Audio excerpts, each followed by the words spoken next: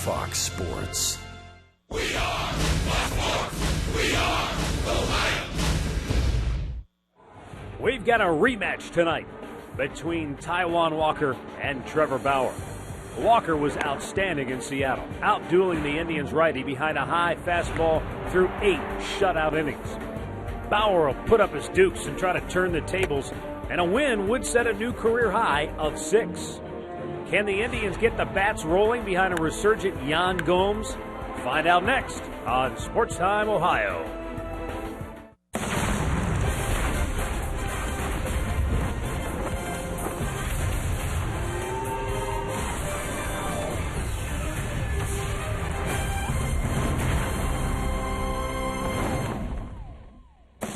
A beautiful evening in downtown Cleveland, Ohio. It's Game 2 in this 3-game series between the Cleveland Indians and the Seattle Mariners. Hi again, everyone. Matt Underwood alongside Rick Manning. Indians were beaten last night by Seattle. We told you at the time that the Mariners have set a franchise record, 3 runs or less, 13 straight games. But the Indians are trending that same way. 4 straight, 6 out of their last 7. Can Yan Gomes be the bat that gets them out of this funk? Well, I'll tell you what, Yan Gomes is starting to look very comfortable in the batter's box right now. It's coming around, and we knew it was going to take a little bit of time.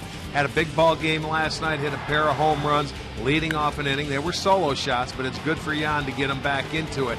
And Gomes has had 2 hits in 3 of his last 4 games, so he's starting to piece it together. And he certainly could help this lineup, score. So Yan coming back into the fold, that's a good sign. Well, here's the good news, too, for the Indians.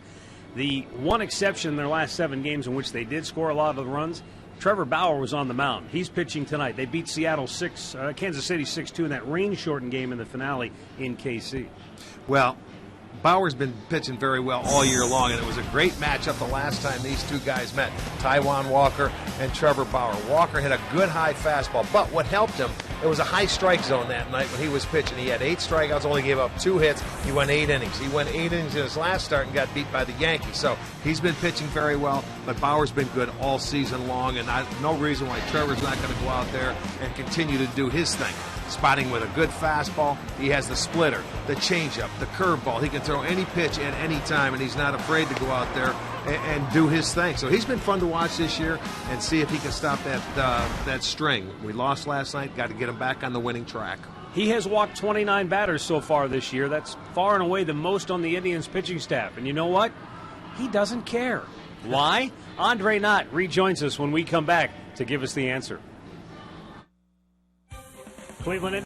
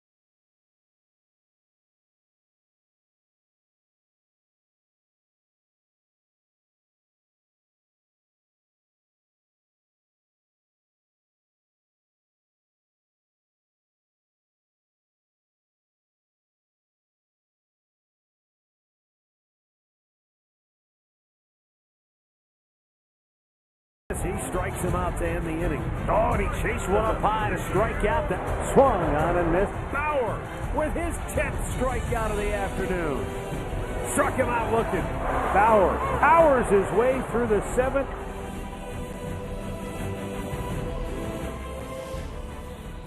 And Bauer Power is ready for action tonight here at Progressive Field. Indians Mariners. Game 2 of this 3-game series. Matt Underwood, Rick Manning. Beautiful night here at the ballpark. Let's go down to the field where Andre Nada is standing by. I mentioned as we went to break there, Trevor Bauer leads the team in walks. He doesn't care. I guess a big reason why. Only 2 of the 29 have come around to score. How's he been able to do this? I'm glad you did the math, Matt, because he told me last week, he goes, look, when we came to spring training, everybody talked about him being wild and having to correct that and really get his fastball in the strike zone. He said he worried about that early in the year. Then he realized, I just got to be myself and go out there and pitch. If those guys that I walk don't score, nobody talks about it. I brought up his 4 walks in his last start, and he looked at me very sternly, and he said, did any of them score? That's what he worries about. He says, when I get in the stretch, I've got to be a better pitcher. I cannot allow walks or not being in the strike zone to be a problem. I've got to be aggressive, and I got to continue pounding away at what I do best. So far, that has worked for him this year. He says, look, all the coaches may not like it, all the fans may not like it, but if I don't let guys score, they'll all love me at the end of the day. Well, you're absolutely right. And it was funny because I remember when he consciously came to spring training to throw strikes and not walk anybody. And then he comes out in Houston in his first start. He walked 5 but had a no-hitter. Yeah. So, it doesn't matter. He feels comfortable. He bears down when he has men on base. He's not afraid to pitch behind in the count. He's not going to give in to hitters. And you know what? That's the key to pitching. Never give in. Hitters will get themselves out, and that's a great outlook as a starting pitcher. You know what? If they score, then that's on me. If they don't score, don't worry about it. Well, there's no question that he is a competitor. And when he takes the mound, when he's between those white lines, he wants nothing more than to win, period. He wants to be the very best he can be, but he wants to win, wants to help his team get the victory. And that's a guy that you root for. It's a guy you enjoy watching. And let's face it, he's still a young pitcher, working his way through it and figuring things out. And the one thing I like about him, Rick, he can make adjustments. He can make them on the fly, and he's not afraid to change something. No, he is not. He's been fine. Runners on base this year, they're hitting 198. Runners in scoring position, 208.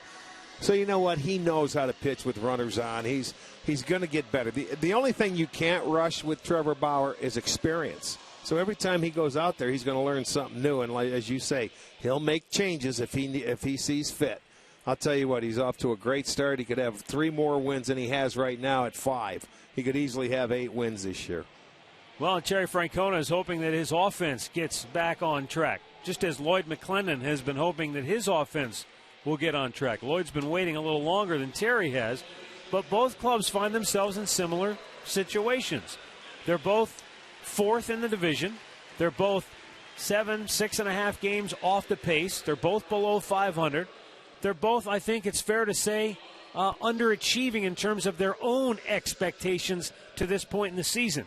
The good news is still a lot of baseball left to be played. The question is, can they get it turned around? And both clubs are looking at their offense. I think both clubs are happy with their pitching. They like where that's at. But, Seattle's dealing with some injuries in their pitching staff. But the offense is going to be important. Let's take a look at the starting lineup for Lloyd McClendon's Mariners tonight, brought to you by Toyota. Logan Morrison riding a 15-game hitting streak in the leadoff spot, followed by Austin Jackson. Then it's Robinson Cano. Kyle Seager, always red hot when he comes to Cleveland, followed by Seth Smith, and then Mark Trumbo. Dustin Ackley, Mike Zunino, and Brad Miller rounded out. Tonight's Northern Ohio Honda starting pitcher is going to be Trevor Bauer. Bauer making his 12th start this year. 5 wins, 2 losses, a 2.94 ERA. As I said, he pitched very well against Seattle last time out. He was beaten by Taijuan Walker and the Seattle Mariners, but he had 10 strikeouts, pitched very well. In his last 5 starts, 3-1, 1.75 ERA, 13 walks, but 36 strikeouts, and opposition hitting just 180 off him. So he's been dealing. He wanted to go 7 in his last start against Kansas City. He was taken out right before that, or he would have 5 consecutive games with at least 7 innings. Let's check out the defense behind him, which is brought to you by Chrysler. It'll be Brantley in left field, Bourne in center, Moss over in right. Walters gets the start at third tonight. Aviles at short. Kipnis at second. Santana at first with Gomes doing the catching.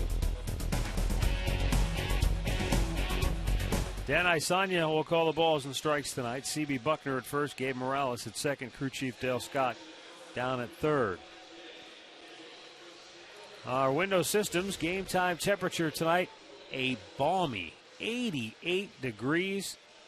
Light breeze blowing out toward right and right center field.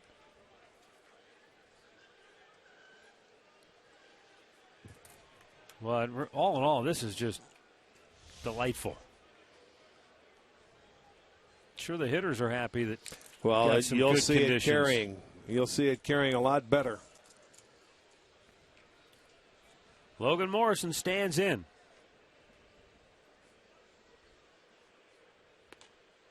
And takes a strike. Morrison was 2 for 5 last night with a double.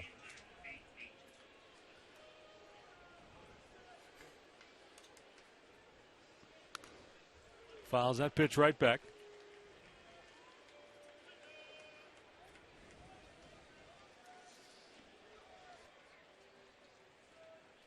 A hit in 15 straight for Logan Morrison.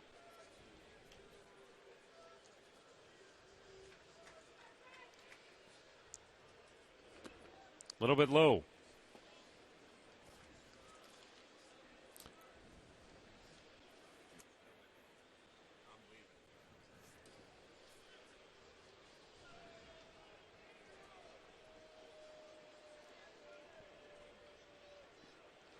Swung out and missed. Bauer takes a little something off. Morrison swings right over the top. One away here to start the game. Keys to the game brought to you by Wayside Furniture. Well, the lefty approach, you can see last night they made an adjustment to Corey Kluber. I think we're going to see if they can make that same adjustment to Trevor Bauer in the second time that they've faced him. In the strike zone for Walker. Remember, last time out, it was a high strike zone. Austin Jackson drives one to deep center field. Bourne in pursuit. Jackson around second. He'll hold right there with a one-out double. For Jackson, his 7th double on the year. That gives him a hit now in 11 of his last 12 games. Watch the location. It's right down Broadway. It's belt high, middle of the plate, and that's what happens to you. Leave it middle. Hitters take advantage of it. He socks it into left center field. Seattle had 5 doubles last night in the ball game, and they have their first tonight.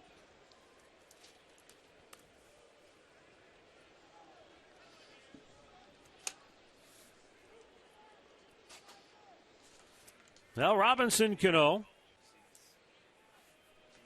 came into the series struggling and promptly went 2 for 5 last night with 2 doubles. Both went to left center field. And a foul right back.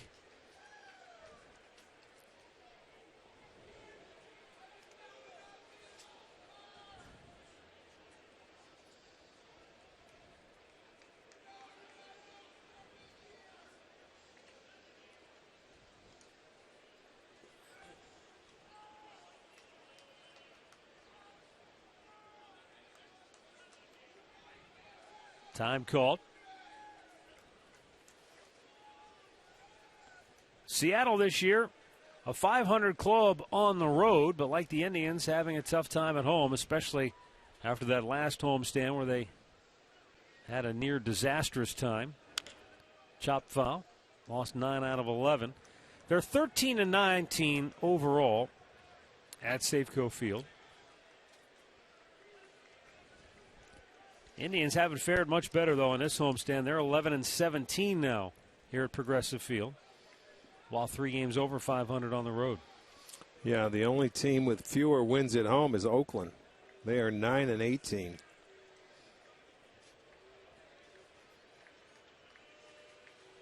Cano awaiting the 0-2 offering from Bauer. Chased one in the dirt, strikes out. Second strikeout for Bauer, 2 down in the first. Good curveball by Bauer. Let's make this our Circle K strikeout. Second left-hander, he gets to chase that breaking ball, and you see it just bounces over the plate.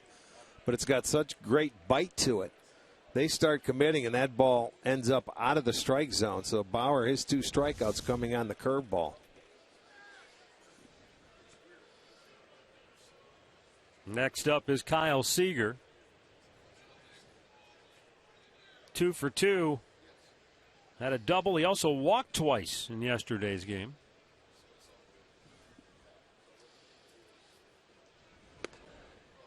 And Bauer gets ahead with a first pitch strike. Seager batting cleanup tonight with Nelson Cruz out of the lineup. Cruz started feeling tightness in his back on Sunday. Tried to play through it, and in the 5th inning last night, he had to come out of the ballgame in the middle of his at-bat against Corey Kluber. Fouled right back. Man, that ball is ricocheting off that padding and getting back in a hurry. That's like 2 balls already that came right back to Gomes about as hard as they went past him. Watch this. He turns around, can't even catch it. It's like the pitchback, the Hank Aaron pitchback when you were a kid.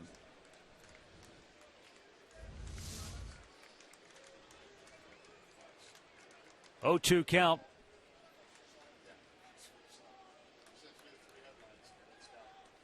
First time this year that Nelson Cruz has not been in the Mariners starting lineup this year. Missed down low. Lloyd McClendon said before the game that they're going to give him today off, and hopefully he'll feel a lot better. He said he could have played today, but just don't want to take a chance. He's too valuable. Yeah, you miss a day or 2 now as opposed to a week or more down the road. Little number up the third base line, but it stays foul.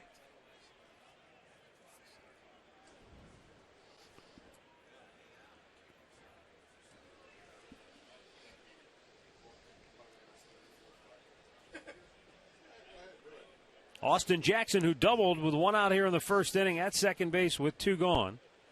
Kyle Seager back to the plate.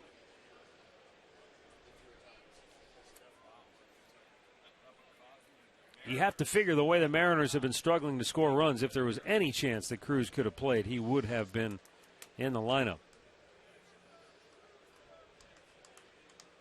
Bauer with a 1-2.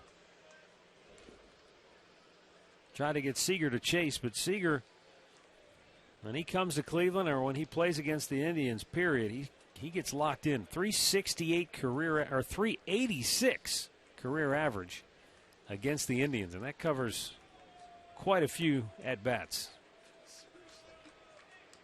114 to be exact.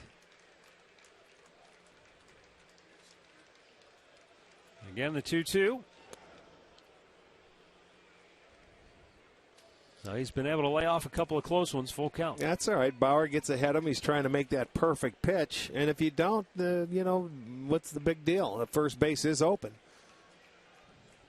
We talked about it early. Bauer doesn't care. He's not afraid to walk you.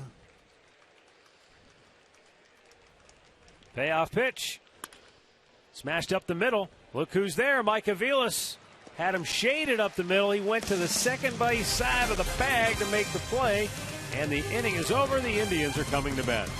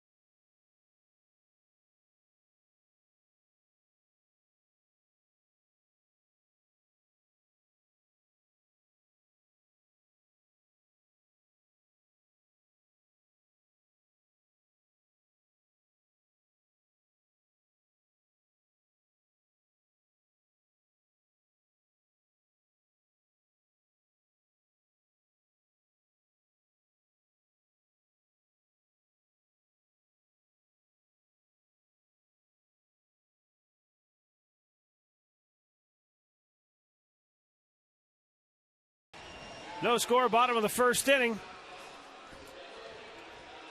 for the Indians tonight. The starting lineup presented by Progressive Insurance.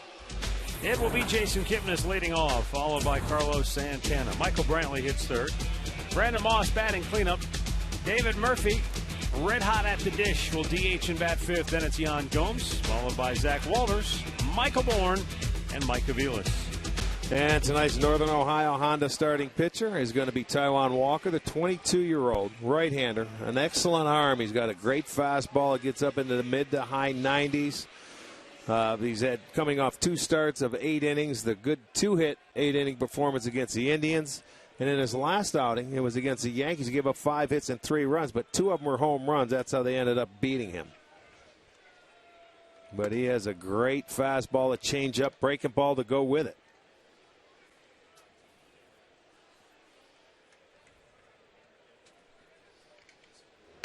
Pitch outside. Walker has pitched much better at home. He has a 2.51 ERA and hitters hitting 177 compared to the road. 6 starts, 1-4, a 9.79 for whatever reason. Hard to believe.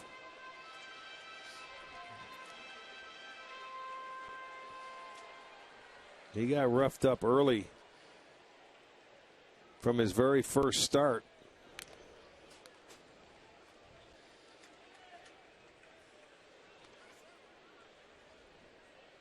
Take a look at Arcia in the driver's seat.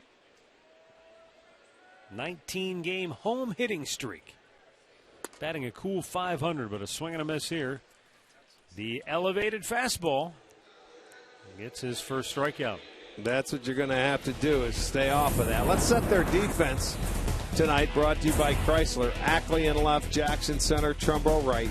Seager third, Miller short, Cano second, Morrison first, Zunino catching.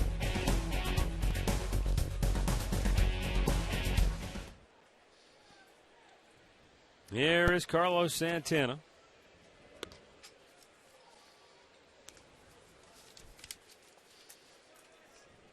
Santana batting just .223 against right-handed pitching this year.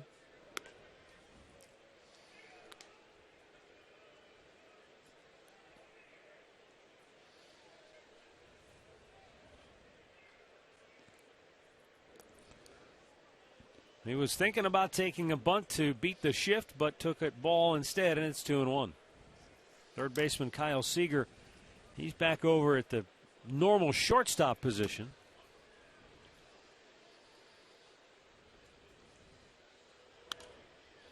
Fouled back 2-2.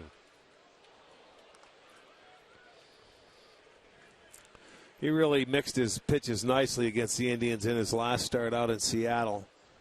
You know, he established his fastball. They've been trying to get him to throw more fastballs, and that was one of the starts where he really proved to his manager that he was on his game. Santana with a long fly ball deep left field. Ackley back to the wall, can't make the play. Ball caroms back toward the infield. Santana took a big turn at second, but he'll hold with a 1-out double. Well, any way you look at it, it would have been a double. Ackley ran himself into the wall. I don't think he had a chance to catch it as this ball was slicing away from him. And then he realized he wasn't going to catch it, maybe a couple of steps too late. He ran himself into the wall. But even if he stays back, I don't think he's going to catch it. You know, Santana's going to get a double any way you look at it. So the same thing happened to the Indians that happened to Seattle, a 1-out double in the first. Well, Michael Brantley gets the first chance to bring home Santana. Michael is hit in 7 straight games. And in these situations, he's been very effective, batting .328 with a runner in scoring position. That was the Indians' problem last night, Matt. They weren't able to get a hit with a runner on base. They were 0 for 12. And they only had a couple runners in scoring position, and that was it. Pulled foul. Well, you had the home run by Yan Gomes that led off the second inning. After that home run, the Indians had 1 runner get past first base until Gomes led off the 9th with another home run. Right. Right. Just didn't get, as you said, they just couldn't put anything together consecutively to spark a rally. The 0-2. Brantley chops it to first base. Morrison has it. 2 down. Santana to third on the play. As Brandon Moss comes up, it'll be key for him to try to lay off that high heater from Taijuan Walker. And as we bring in Andre Knott, that really seems to be his bread and butter. It is his bread and butter, and every guy I talked to said explosive is what they talked about with his fastball the last time they faced him. They said, look, the strike zone will play into it as well. You know, the last time we saw Taijuan Walker, he was getting that high fastball call, and that made a lot of guys swing at it. But they said it's explosive late, and they've got to be aggressive against the fastball, but the fastball that's in the strike zone, not his fastball. Moss sends a drive deep center field. Jackson on the run, on the track, makes the grab, and ends the inning. So Santana doubles, but he's stranded at third. No score after 1.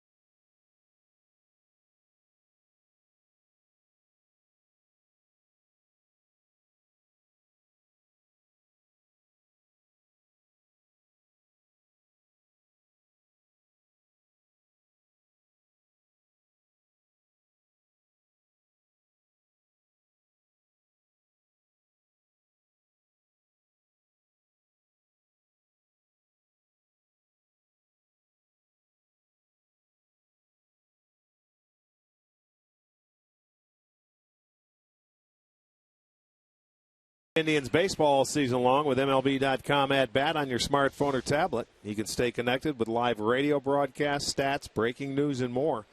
Download MLB.com at bat, the #1 app for live baseball.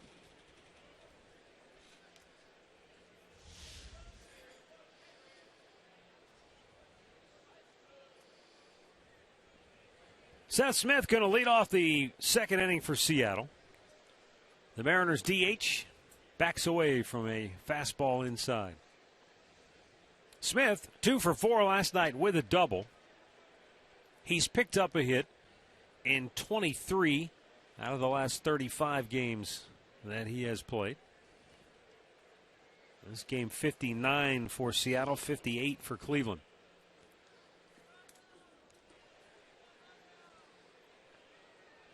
Indians wrap up this series with the Mariners tomorrow at noon. Then they head to Detroit. Big 3-game weekend series with the Tigers. And then interleague play with a 2-game series against the Cubs at Wrigley, followed by 2 games against the Cubs here at Progressive Field. 2-1 the count. 3-man shift right side of the infield for the Indians as Smith takes in off the dish, and it's 3-1. Zach Walters getting the start at third base tonight. Giovanni Urshela made his major league debut last night. Swing and a miss, a full count. Nice little changeup there. A little harder than normal. It was about 87 miles per hour.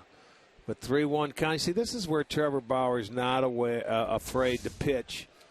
You know, throw off-speed pitches behind in the count. He's not going to challenge you Well, he will challenge you. Don't misunderstand me, but he's not afraid to throw off-speed pitches, whether it's a changeup or a curveball. I think what you were getting at is he's not going to give in and just say, okay, here's a fastball. Hit it. No, he's not. And you know what? There's going to be hitters where he's going to go out and paint that outside corner with a fastball. But he's always been able to do that, even when he first came up, because he couldn't command his fastball so well. He was behind in a lot of counts. Again, the 3-2. Hit pretty well to left, but Michael Brantley Another changeup makes the catch.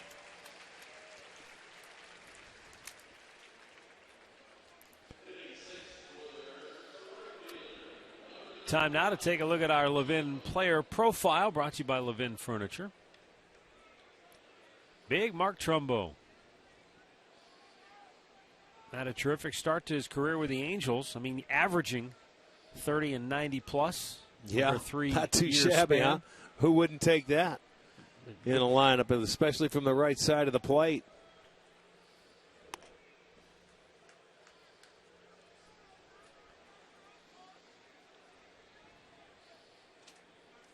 Just has never really had a steady position to play.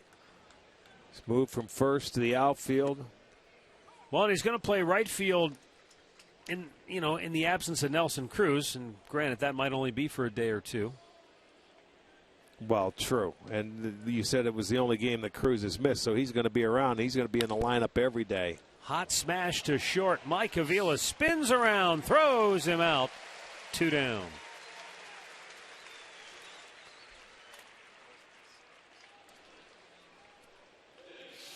Not an easy play. That ball was blistered. That thing was smoked. It's a one hopper to the backhand side. Avila's got to go onto the ground to field it. Able to throw across and get Trumbo. Trumbo hit a couple balls hard last night. He smokes this one. Nothing to show for it, but it's starting to come. We mentioned last night that Seattle, they put some good at-bats together. They were using the field. They manufactured their runs. They didn't hit a home run last night. They had 5 doubles, and that was the total opposite of the way it was when we were in Seattle. It was the long ball that did all their damage.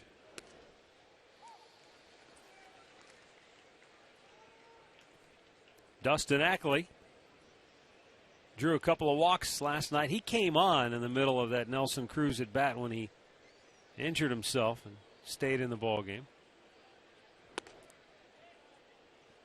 Cruz said today that it was on the slider.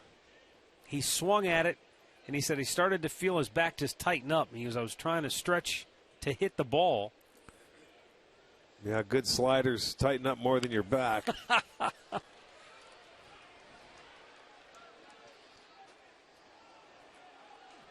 They probably have been the cause of a number of oblique injuries as well lately. You know, hanging sliders can go a long way, but good sliders, they can do a lot of damage too. Psychological and physical, I'm sure. Right. Especially a Corey Kluber slider. The 2-2. Big curveball, punched him out. Third strikeout for Trevor Bauer. And the Mariners go 1-2-3. No score, middle of the second.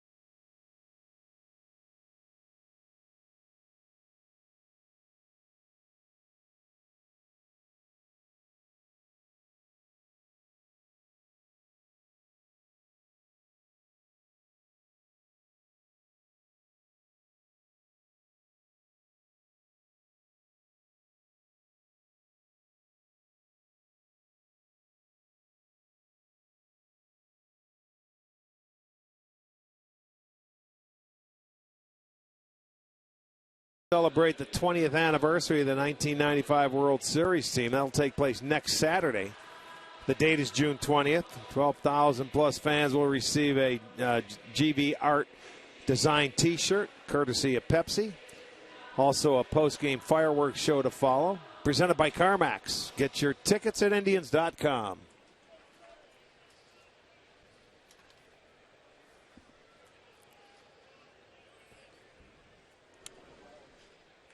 Taijuan Walker misses inside. David Murphy leading off for the Indians.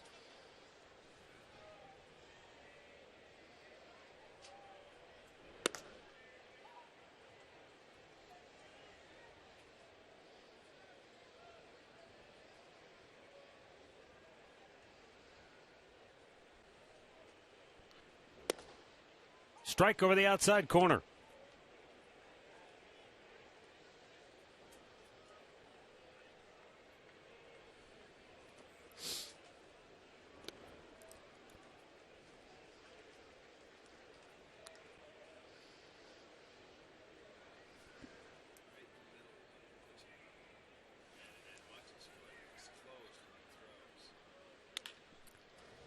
Bouncer to second base.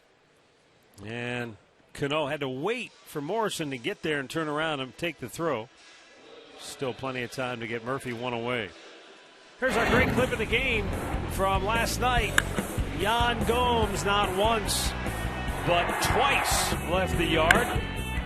First 2 home runs of the season. He's hit in 5 straight games. And that's a very good sign for this Indians offense. Yeah, it really is. He's been swinging the bat well. He's 2 hits in 3 of the last 4 games. 2 on Friday, 2 on Saturday, 1 on Sunday, and 2 yesterday. So, yeah, things are looking up. And you knew it was going to take a little while, but he's starting to get that feel, which is a good sign for the Tribe.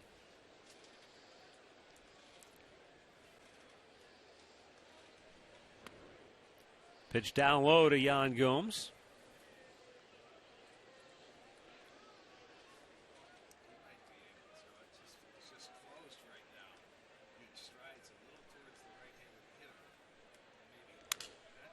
Broke his bat, but it's going to drop for a hit. That's what happens when you start getting locked in. Yeah, you start going good. That bat, don't want to see the bat go, but it goes on a good fastball, and it's a high fastball up and in. That's not easy to catch up to.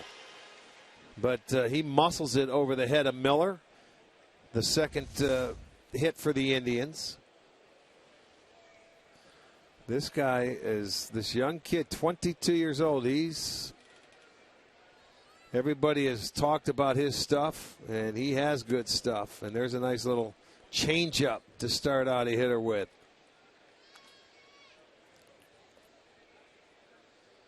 Zach Walters getting an opportunity to play here tonight, just 1 out of 17 on the year here at the big league level. In 30 games for the Columbus Clippers, he batted .259 with 2 homers, 15 runs batted in. Bouncing ball, base hit into right field. Gomes going to hit the bag at second and turn and burn. He'll go to third. Trumbo's throw offline gets away, and Walters will go to second base. So Trumbo's throw way over the cutoff man, and then it short hopped the third baseman Seager, who couldn't knock it down. And even though Walters had a tough time picking up the ball, I think because he's sort of looking right into the fading sun, but once he did, he was able to get himself in the scoring position. You know, maybe that could be it, Matt, but you have to pick up the baseball, and I was wondering why he didn't go. And let's take another close look at this. He gets the base hit. It was back-to-back changeups for whatever reason. But the long throw by Trumbo, as you see, Seager came off the bag. We don't get a look at it. Walters right there, but he got a late jump. But he still gets into second base.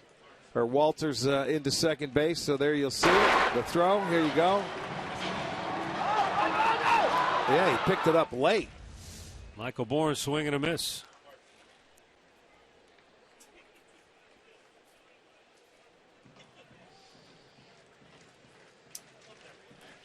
So big opportunity here with the infield in for Seattle. 0-2 the count. Bourne came on as a pinch hitter last night in the 9th inning and got a base hit. But overall, just 2 for his last 14 at the plate.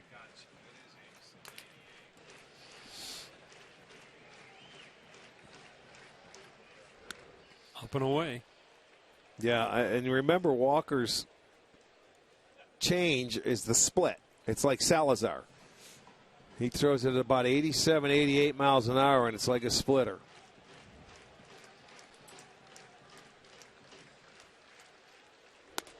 Upstairs, and it's 2-2. Trying to get him to chase the high fastball.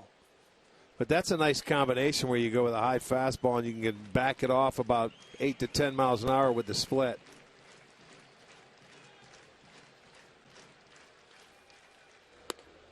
Low and away. And how do you like that from 0-2 to 3-2?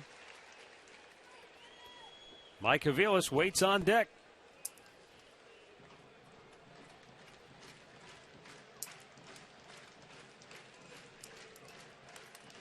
Payoff pitch.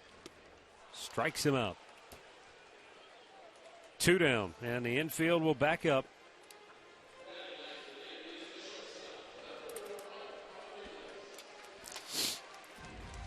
See if we can see the grip, how they split on the baseball.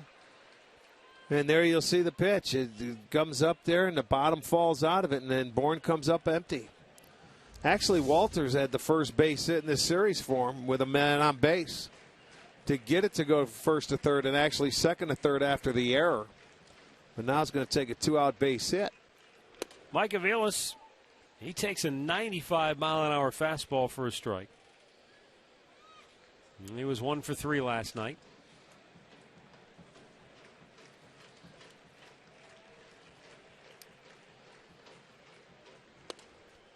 Over his last 25 games, Aviles has batted at a .278 clip.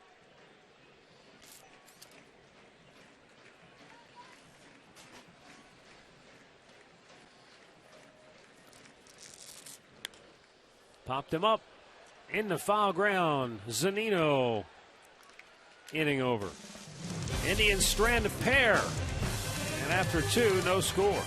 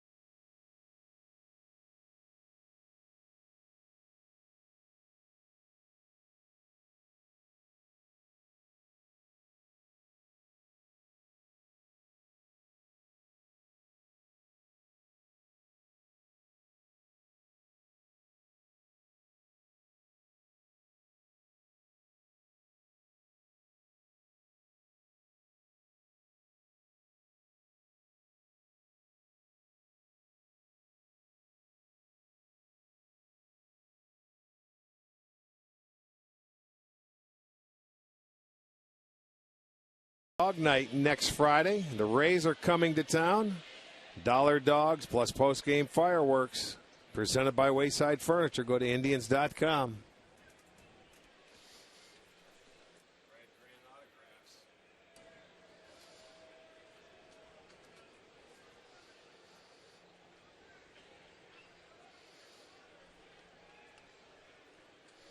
Mike Zunino pops one up back to the screen. Gomes gives it a look, but it's out of play.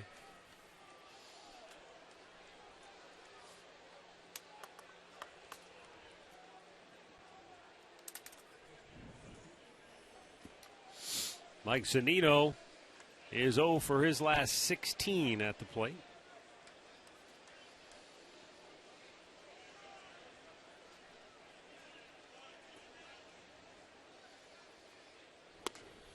Good fastball, but a little bit high.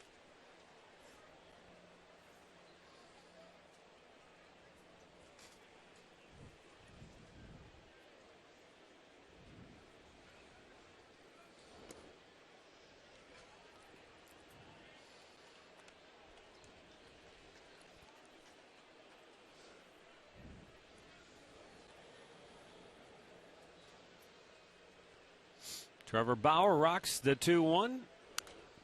Back out of play again. Yeah, knocked down Rosie's monitor. Beautiful. Get in front of it, Rosie. No, Rosie, look at, he's laughing. Hammy's all over him right about now. Look at, he's laughing at knocker. Look at Hammy said, yeah. He can't go after the ball. He's all over him. Oh, Bauer thought he had strike 3. He had turned his back on the play. Look at Rosie. Take it. You could just tell. Well, now he's making up a story.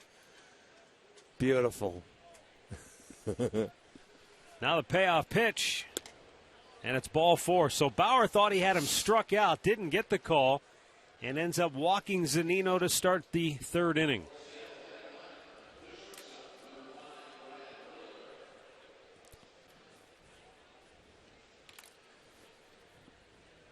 This is one of the guys, too, I would think.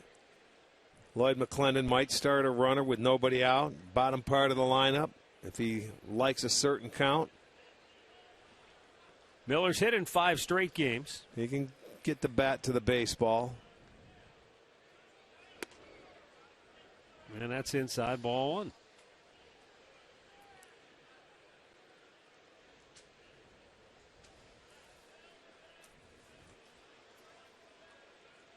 This could be a good count.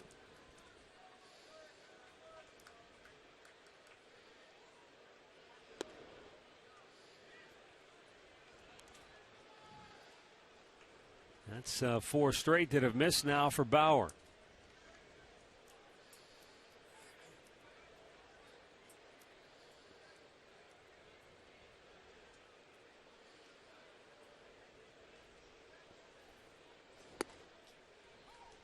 And a strike is called. 2-1.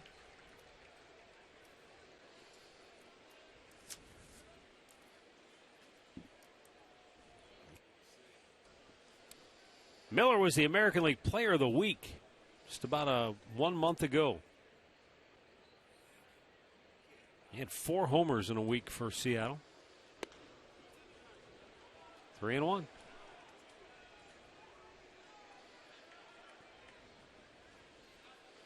Miller has batted .316 on the year at Safeco Field and only .113 on the road.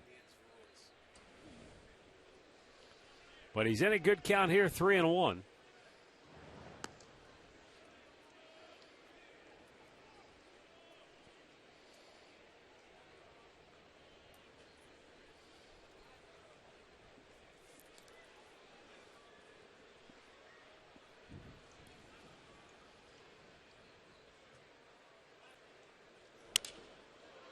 Hit to center field. Bourne on the move.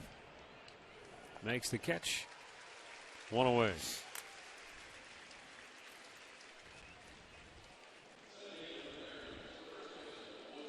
Let's go back to the top of the order. And Logan Morrison, who struck out his first time up. Our stat of the game is brought to you by Buick.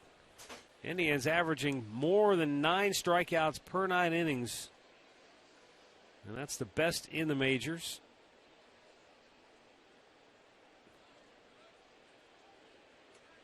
A lot of it has to do with that starting staff. Kluber, Carrasco, Salazar. They have been exceptional. Trevor Bauer.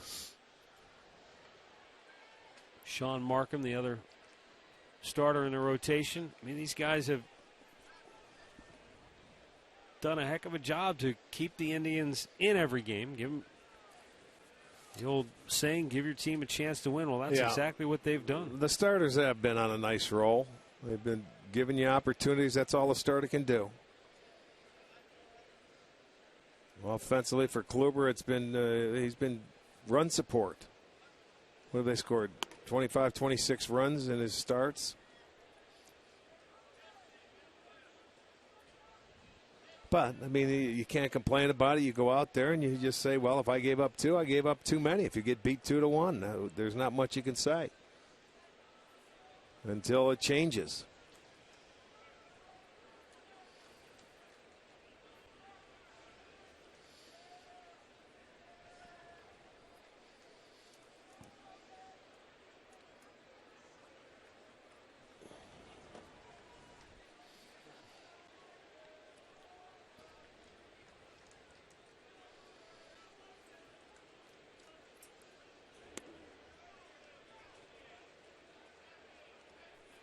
Well, over the last 13 games,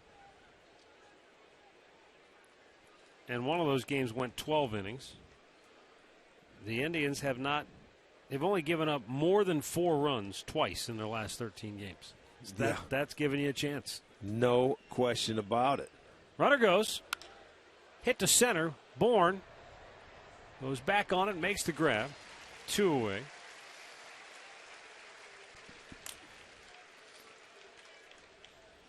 Time to check out the injury report, brought to you by the injury lawyers at Elk and Elk. Matt Holliday down for the Cardinals. He's been bothered by a quad injury.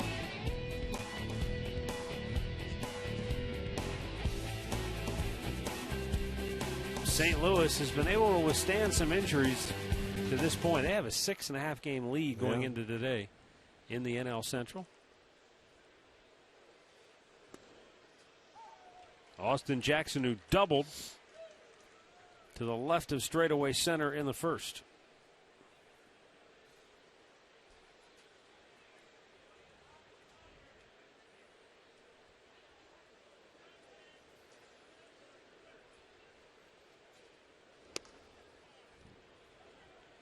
One ball, one strike.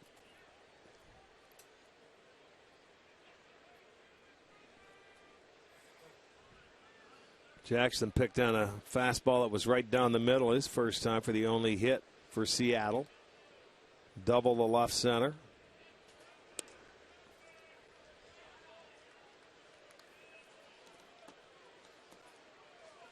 Bauer falls behind here, 2-1. That was only the second career hit for Jackson against Trevor Bauer. He was 1 for his first 10 against the Indians right-hander.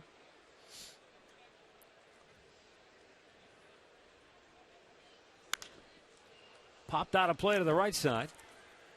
I'd like to send along some very special birthday wishes. Eleanor Judd of Oakwood Village, turning 100 today. Eleanor, happy birthday to you. And Edward Puro of Willowick, turning 90.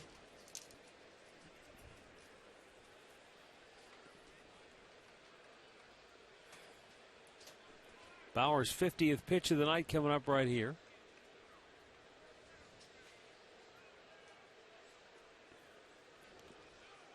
Did Jackson go? He did not. And down to second base is Mike Zunino on the ball that was in the dirt. So a wild pitch gets the Mariners their second runner into scoring position tonight. Well, it was a pretty good job of a catcher getting himself in scoring position. He realized that the ball was going to be out in front of the plate. Way out in front, as you see Gomes blocks it, and he took off, and Gomes thought he might have had a chance at it, but maybe didn't have a grip on the baseball and just held on to it. Didn't throw it.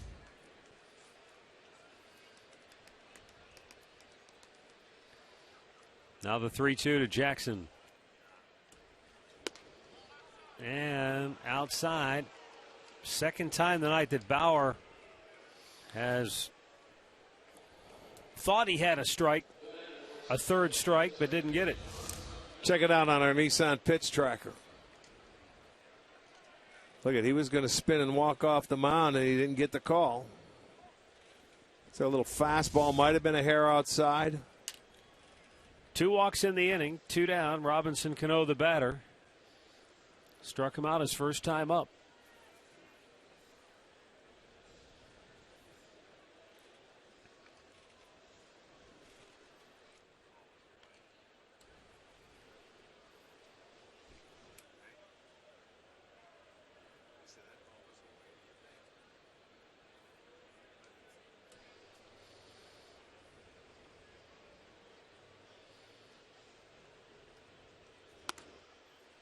Upstairs, it's ball 1.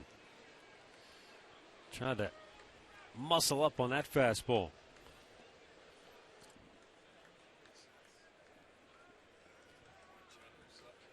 Cano just 6 hits in his last 37 at-bats overall.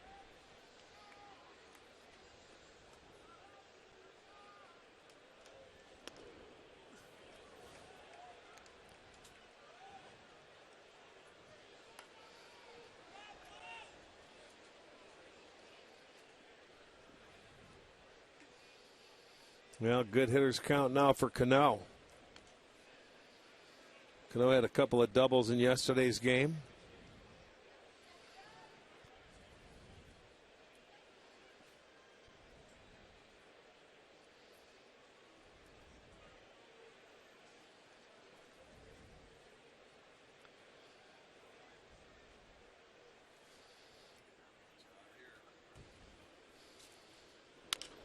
Bounces it foul. You want to talk about a long-term commitment. That's what Seattle has with Robinson Cano. After this year, he will still be under contract for 8 more seasons. Wow. Contract runs through 2023.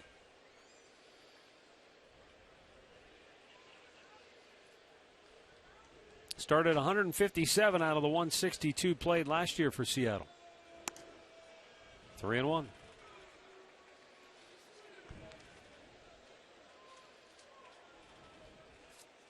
And he's been a very consistent hitter, and I suppose that's why there might be some cause for concern in the Mariners hierarchy, because Cano, he's hit over 300 6 consecutive seasons, and here we are early June, he's hitting 241 going into this at bat. Yeah, but he can get hot, and you know what happens when good hitters get hot. They can jump it up in a hurry. Well, Bauer can't buy a close call now. I don't know if Dan Isani is putting a squeeze on him because he didn't like the way he reacted earlier, or what's going on. Well, he's been close, but not close enough to get called strikes. That's a little down. Well, Cano just takes that changeup on a full count. And look at Francona talking to Mickey Callaway. Should I go say anything to him? Maybe not yet. He's got a tough hitter here now in Seager. Well, he's walked the bases loaded, and Seager grounded out his first time up. A lot of pitches being thrown in the inning. Bauer will stay out of the stretch. 26 pitches in the inning, 17 balls.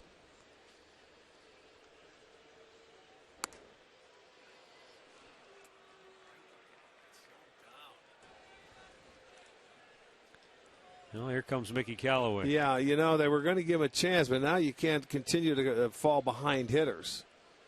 Mickey going to go out and just give him a pat on the back. Let's go. He lost, I think, a little bit of command with his fastball, and he thought he made a couple of good pitches that weren't called strikes, and maybe that has an effect on him.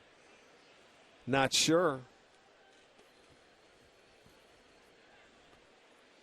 Well, whatever Mickey said, it brought a moment of levity to the situation. You saw Bauer cracking a smile there. I mean, it has to affect a pitcher's psyche. To what degree, I don't know. But when you don't get the close calls, and it happens a number of times in the same inning. That's what he thought he had Zunino on. That could be another one. And I mean, I will say this. The umpire has been consistent. That one was a little low, but they're not missing by much if they're missing. And, maybe he was getting that pitch in the first inning. I don't know. But he didn't get him in this inning, and he's going to have to work hard to get out of it. First ball swinging. Foul down the left side by Kyle Seager.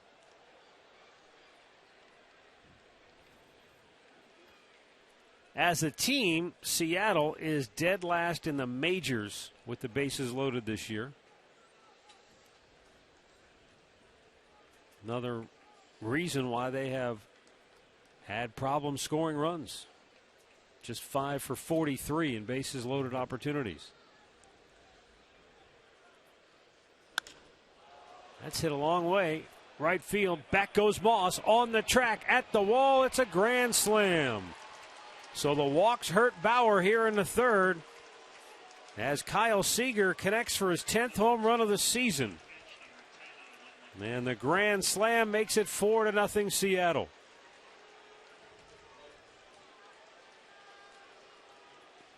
Well, he got burned on one pitch right there.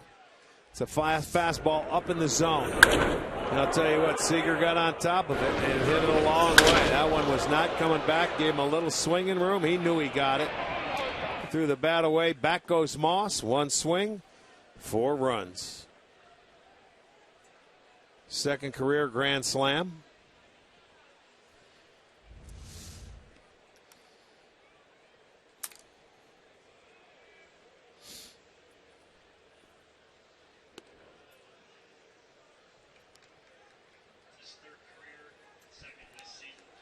Second this season, third in his career.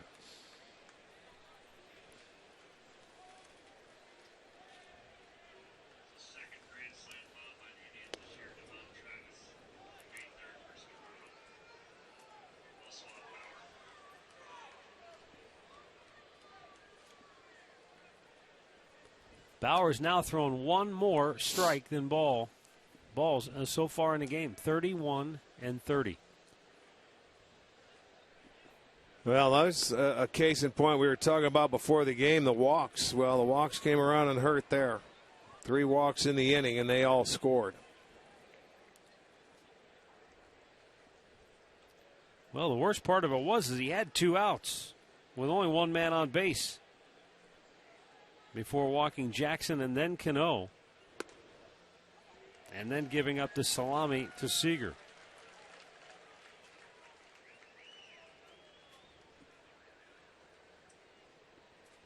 This inning, it hasn't even been close. In terms of the ratio, 3-1.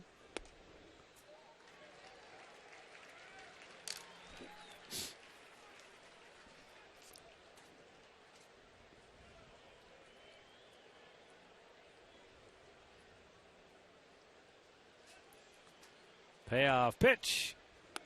And another walk. That's the 4th in the inning. And the 8th man to bat will be Mark Trumbo. And the Indians bullpen is about to spring into action.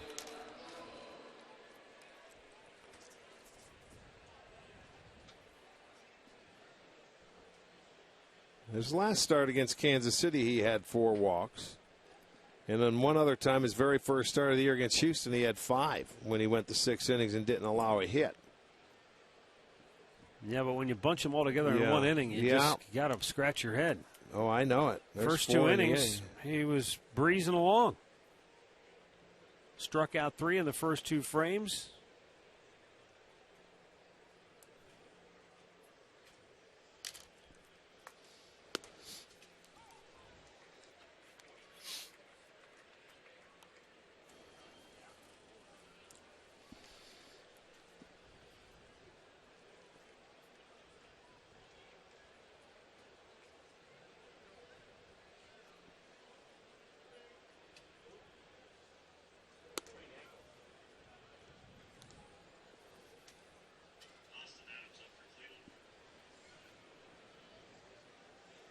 Good on to Andre. You know, it's going to be difficult, guys, as we go through this inning with Trevor Bauer, if you're the manager or the pitching coach, to figure out when to go get him and when to deal with him because he's effectively wild so much. Does that make sense to you, Rick and Matt? Because he's always in and out of the strike zone. Well, he hasn't missed by much in this inning, Andre, so it doesn't, I wouldn't even think about getting him. He's not all over the place. He's been awfully close. Well, he gets out of the inning, but the Seattle Mariners land the first big punch of the night. A grand slam by Seager. 4-0 Seattle.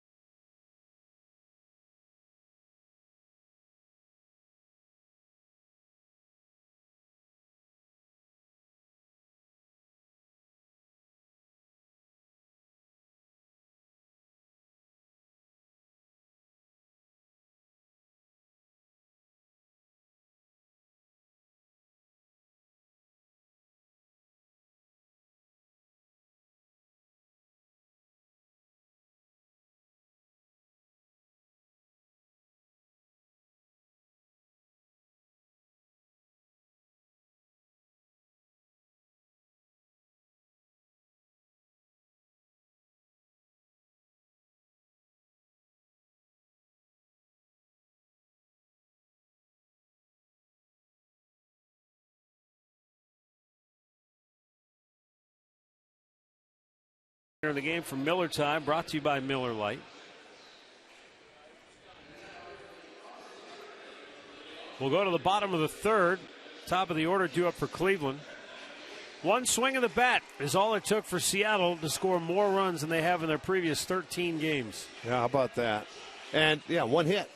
One hit. One hit in that inning. They got the big one, the big 4-run inning.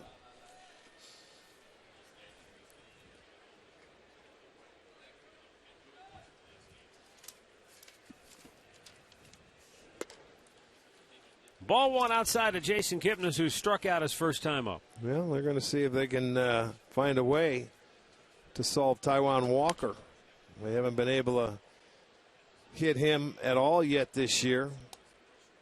2 hits in the 10 innings that he has faced. No, 5 hits in the 10 innings he's faced him.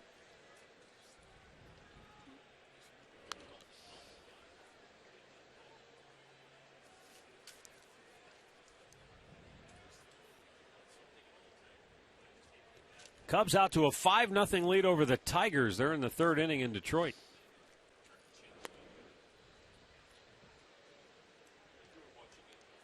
Kansas City and Minnesota just underway at Kauffman Stadium. 2-2. Just a little bit outside.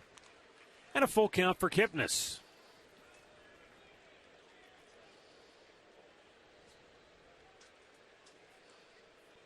And ball 4. So the Indians get their leadoff man aboard with a walk. It's contagious. Well, let's take advantage of it. They had 3 hits the first time through the order. They were 3 for 9. They had the one opportunity, second and third, 1 out, couldn't take advantage of it. Carlos Santana doubled to deep left his first time up. And he takes a strike.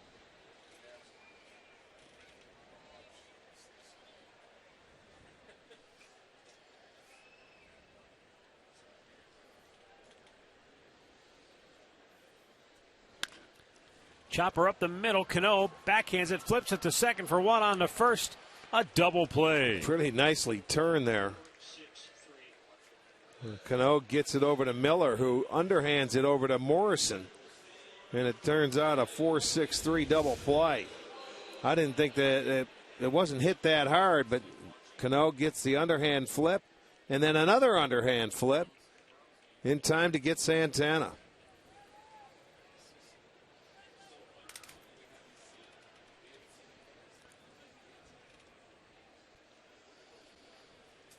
Two down for Michael Brantley, who grounded out his only time up in the first inning, and he takes a strike.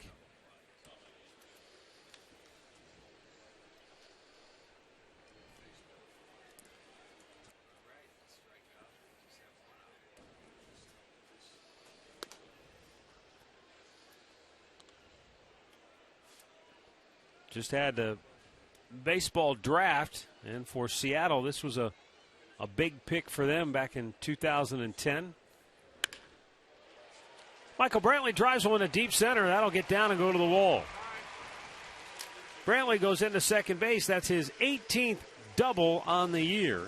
It comes with 2 out here in the third inning. And check, this is a fastball that is down in the strike zone. So Michael made him get it down a little bit, and look what he does to it. He lined it into center field. Anytime that ball gets up about belt or higher, it's tough for the hitters to catch up. He's laced this ball with a pretty swing into right center field. So they get their 4th hit, their second double of the ball game. But now they're going to have to do it again with 2 outs. Look at that, Brantley and Kipnis. Moss fouls it over toward the Seattle dugout.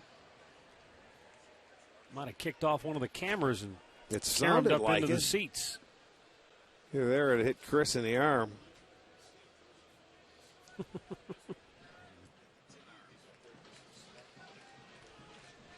Very good. There it is. He's got to oil that elbow.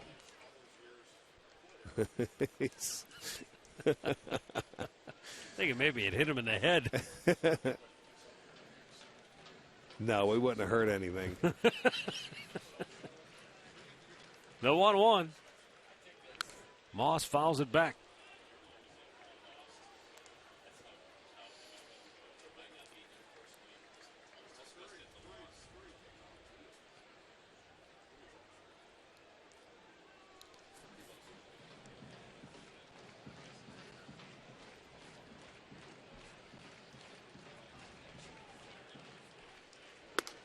Up high, and he swings through it. Third strikeout for Walker.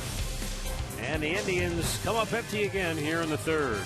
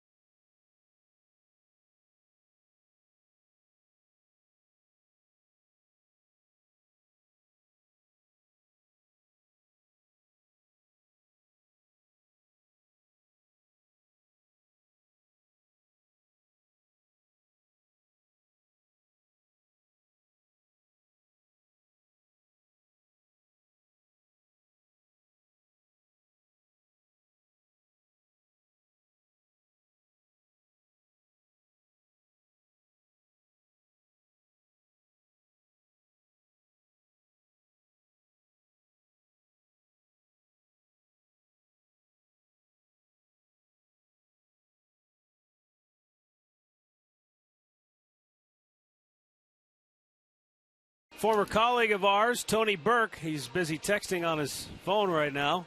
Oh, there's Tony. He worked here at Fox Sports Ohio with us for a number of years before going on to bigger and better things. He works now for the Diocese in Washington, D.C., and he told me they're gearing up for their Super Bowl. Didn't you tell me the his Pope wife will was be here? visiting in Oh, yeah? September, so that's obviously a Wasn't Carrie with him over big there? deal. I didn't see her. I didn't see the face.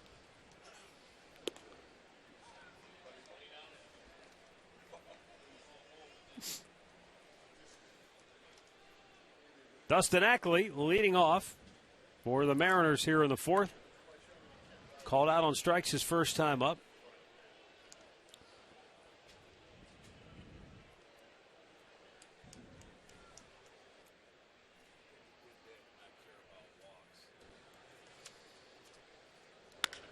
Smashed into left field, a base hit.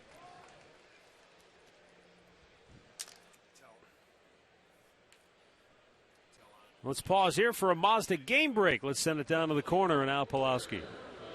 All right, Matt, Rick, let's head to Detroit. Cubs taking on the Tigers and trying to pay Detroit back for last night. So far, so good. Chris Coughlin, his 8th home run of the year, a 3-run shot in the third inning. It's 5-0. Cubs over the Tigers. Now in the fourth in Detroit. Matt? All right, thanks, Al. White Sox and Astros just getting underway in Chicago.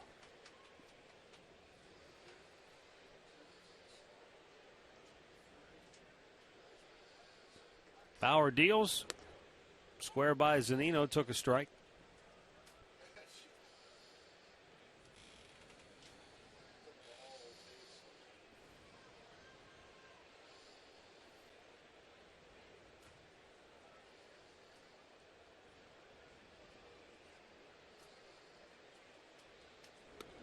Yes, he He did. went too far, says the home plate umpire.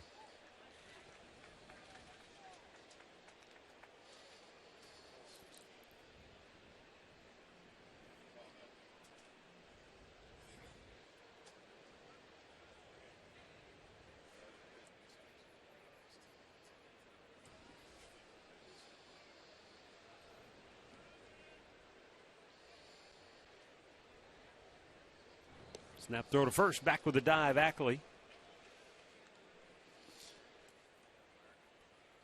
Mariners really aren't a great running team. They will take their chances. But when you look at their success rate, they've stolen 24 bases. They've been caught 23 times. Yeah, that's terrible. You want to steal as a team if you can. And good curveball strikes him out. There you go. Get a call. 4 strikeouts now. Let's check the breaking ball from Bauer. That's been the pitch for him for strikeouts. There it is. Good pitch. Zunino's pretending like, okay, that's inside. He's going to fix his toe hold, and he's not going to stay there much longer.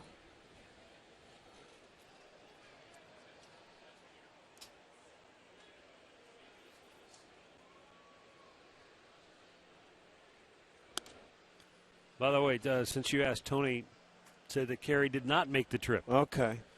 They are. I thought I heard you say that. They're coming to Pittsburgh when the Indians go to play the Pirates over 4th July of July. 4th? Yeah. Okay, yeah. good.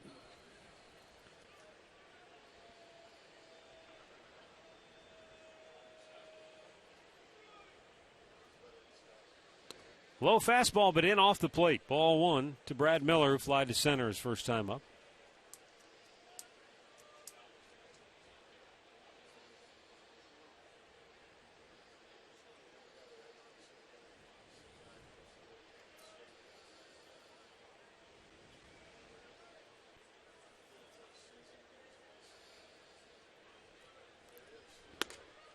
Up and away. Yeah, his fastball hasn't been able to throw it a lot for strikes tonight, it doesn't seem. It's been all over the zone. And when it's missed, sometimes it hasn't missed by much.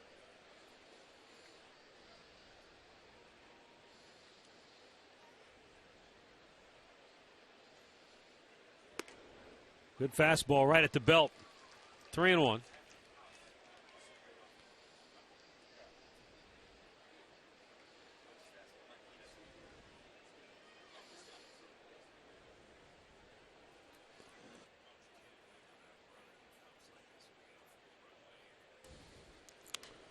Back out of play.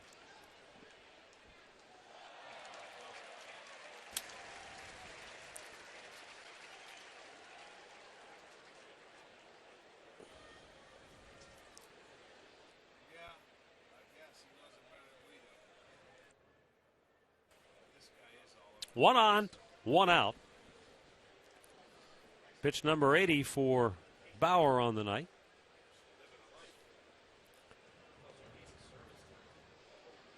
Drives Ackley back to the bag again.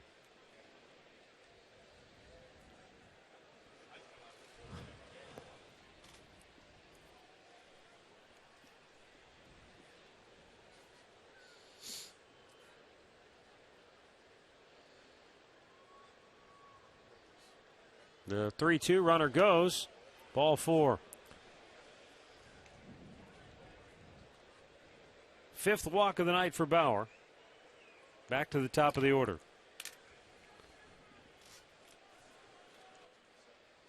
The 2nd annual Velasano Bike Ride for Cancer Research takes place July 17th through the 19th. 6 different routes that start and finish downtown Cleveland. 1- and 2-day rides are available.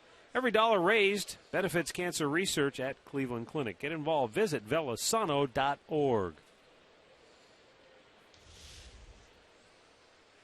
Indians getting some action in the bullpen.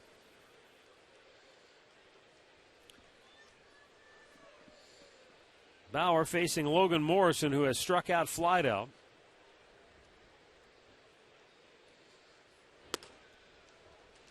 Morrison has hit 6 home runs on the year. 5 of them came in the month of May. You always talk about good home run hitters. They get them in bunches. Well, his came bunched in 1 month. You know, for sometimes whatever reason, he's not really considered a home run hitter, but even when you get him, it seems like they do come in bunches because you're locked in, you're seeing the ball well, you're putting good swings on the ball, and you happen to hit him far enough to get him over there.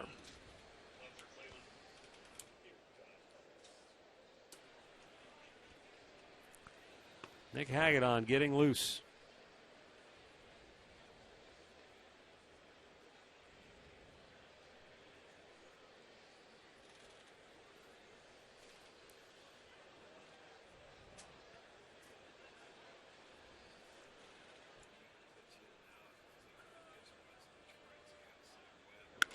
Morrison hammers one to center. Bourne sprinting. He won't get it. One hops the wall. Another run is in. AT CLE comes home. Miller right on his heels. He scores standing. And Morrison's got a stand-up 2-run double to make it 6-0 Seattle. Yeah, he picked on a breaking ball. And he drives it into left center field. You see it hanging up out over the plate. So Morrison with another double going the other way. Give him his 16th and 17th RBI. His 6th double. And for Trevor Bauer, out of the 5 walks that he has given up tonight, 4 of them have come around to score. They have 6 runs. They have 4 hits. And 3 out of the 4 hits are extra base hits. So it hasn't been a good night for Trevor Bauer.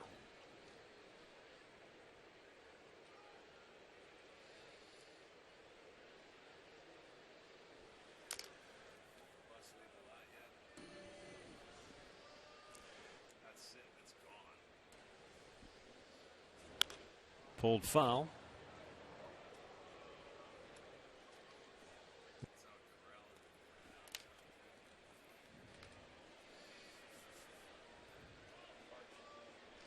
Most runs for Seattle since May 26 when they beat Tampa in 10 innings, 7-6.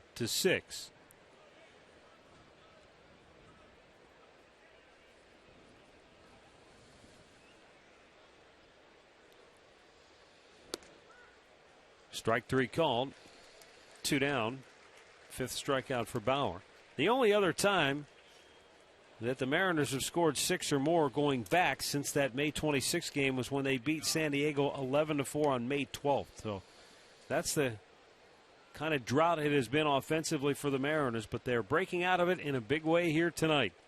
They lead 6-0, and Trevor Bauer's night is over after just 3 2/3 innings. Cleveland Clinic call to the bullpen for left-hander Nick Hagedorn when we come back.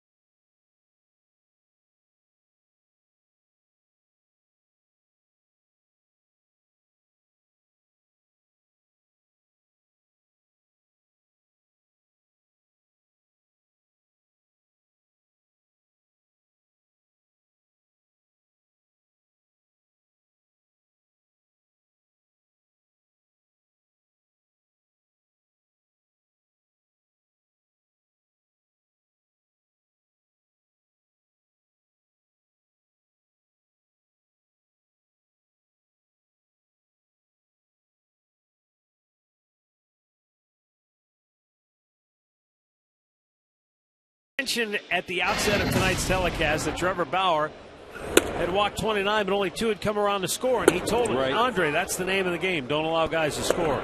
Tonight it caught up with him.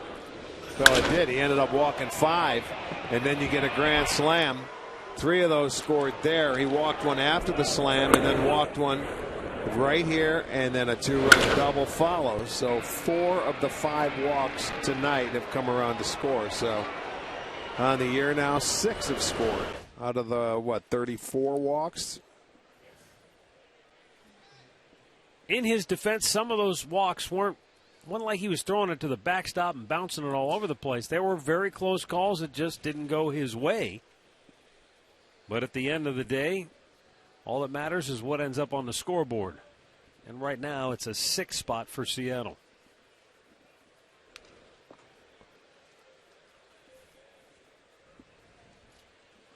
Well, last night Hagedorn came into the ball game and faced 3 hitters and didn't get anybody out. Gave up 2 hits. He walked 1. And McAllister came in to fill in. He was all fastballs there and really didn't have command of him. They hit him, and here's a cutter for the first pitch, and Cano fouls it straight back.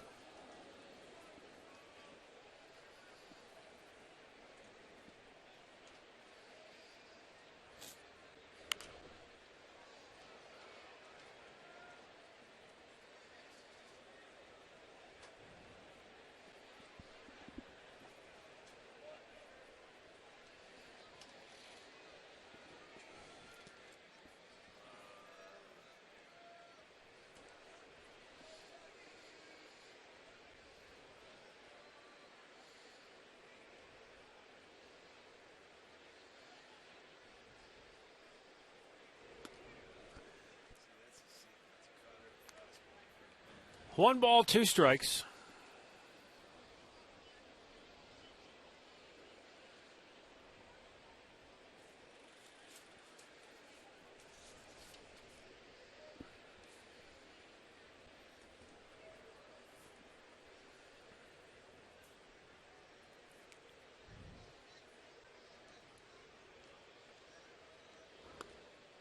Missed with the 2 curveballs there. He get through the cutter, the fastball.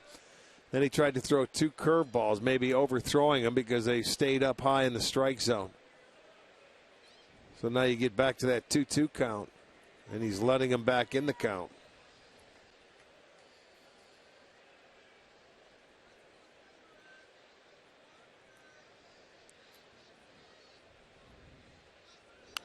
Out of play.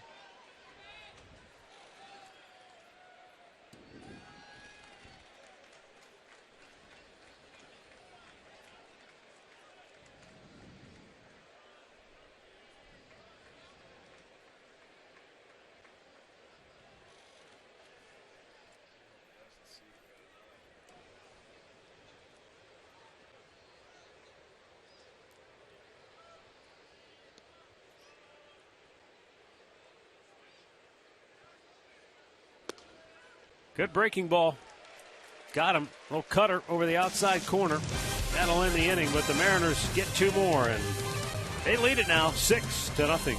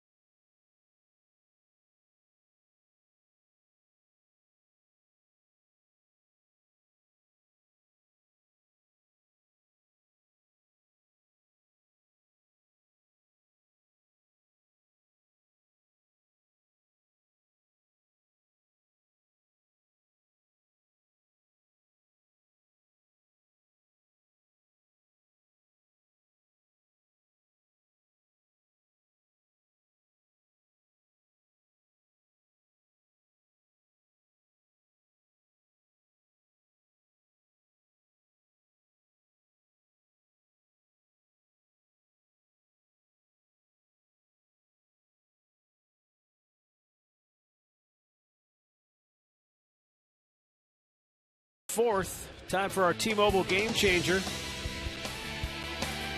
Rookie Chris Heston with a no-hitter last night for the San Francisco Giants.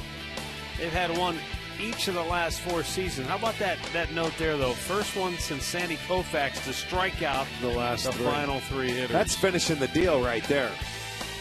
Going out there in the 9th, striking them out. Didn't he hit a guy, though, the leadoff hitter in the 9th, and then struck out the next 3? Well, he hit 3 in the game. That's right. A little unusual. Save you from walking them. If you hit them early, save you some pitches. Yeah, that is weird. 3 hit batters, but a no-hitter. Well, nowadays it'd be hard to hit 3 guys in a game for fear you'd get thrown out after 2. That's right. Murphy with a ground ball, base hit by the diving Seager at third. And the Indians get their leadoff man aboard here in the 4th. Murphy 1 Seager for 2 on the night. Looked perplexed, like he wants to look at that play again, because I don't know if he thought that ball was hit hard or what. Murphy waited on it very late. He's off the line. He gets it by him. Maybe he didn't realize he hit it a lot harder than he thought. Or maybe he was looking up to see, where was I set up? Should I have been that far off the line? On an 0-2 pitch, though, too. It was 0-2. Yan Gomes, line drive, base hit in the left field. They beat him on the other side. Keeps on hitting. 4 out of 5 now. 4 out of 5 games. Gomes with 2 hits. So Gomes beats him on his left. Murphy beat him on the right. There you'll see Gomes. Nice swing there of the ball down in the zone. Seager's not going to get that one. So back-to-back singles for the Tribe. They about hit the Mariners 6-4. Zach Walters singled through the right side of the infield his first time up.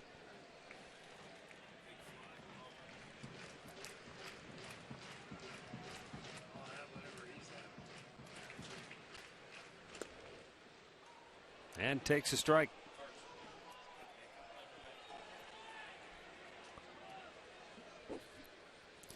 This year, Walker has a 12 ERA in the 4th inning. Not that that means anything here, but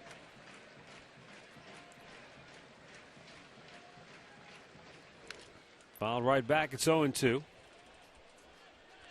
The Mariners drafted Walker back in 2010. He was a first-round compensation pick. So he was the 43rd overall selection, technically still a first-round pick. The Indians had a similar pick in this year's draft, one of those compensation first-round picks. Theirs was the 42nd overall, and they took Tristan McKenzie, a pitcher out of Royal Palm Beach High School in Florida. And Walters strikes out, 1 down. The pitcher they took after Tristan McKenzie was interesting. That was Juan Hillman. He was the 59th overall pick by the Indians. And Hillman moved from his hometown of Haines City, which we know well from our days in Winter Haven, to live with his godfather in Orlando. His godfather just happens to be Tom Gordon. Remember Tom Flash Gordon, who pitched in the big leagues for 21 Kansas years. City, Boston, absolutely. And his son Nick was drafted 5th overall by the Twins last year. So he's really done a lot with helping out this young man, Juan Hillman, who created quite a bit of buzz pitching at UCF, University of Central Florida. He can run a fastball up in the low to mid-90s.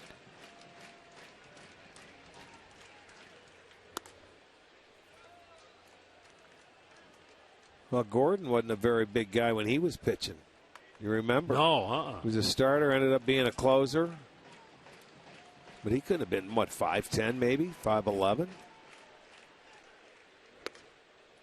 Bourne takes a strike. Hillman is 6'2", about 190 pounds. He's a giant compared to Tom Gordon, probably. But Gordon, boy, he could Great curveball. And just pitch forever. Maybe 2 here. They get 1 at second, but not in time on the relay, and the ball gets away, and the Indians will get on the board. Walker was over there at the bag covering, and it looked like the ball just kind of handcuffed him. The throw? It did. He gets there, and it looked awkward. So it's going to be an error on him anyway, because the throw was right there. A lot of times shortstops won't make it, but he was there. He hustled to get there and just couldn't catch the ball. Had his foot on the bag, maybe took his eye off it. Let's take a peek. No, just didn't catch it. Goes off his glove. So Murphy comes in to score. It'll be the second error for Seattle. That one will be on Walker himself.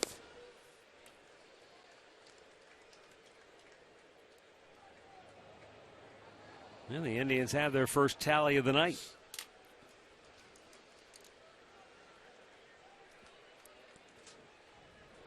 Mike Aviles looks at a fastball just in off the plate.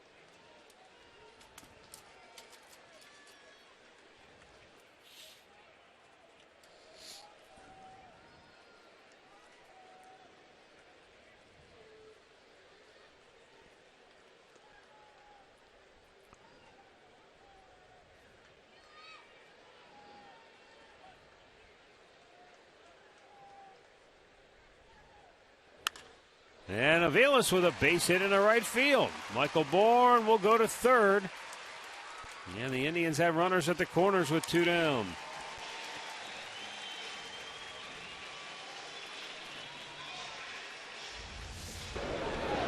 Well, 2 outs, you go ahead, make the turn. They're not going to throw it wildly. He sort of hesitated a little bit, but makes it easily. So Aviles with a 2-out base hit. 3 hits in the inning. Out comes Rick Waits to talk to Walker here. He doesn't want things to snowball or get out of control when you have a 6-0 lead. He just wants to settle him down. Guys would kill. A lot of guys would kill to have the kind of mustache Rick Waits has.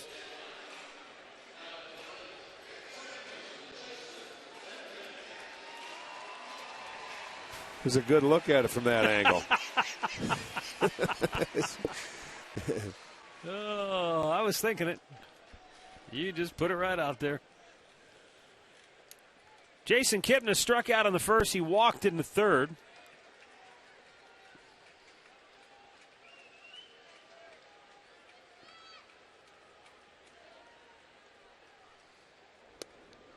And a fastball inside for ball 1.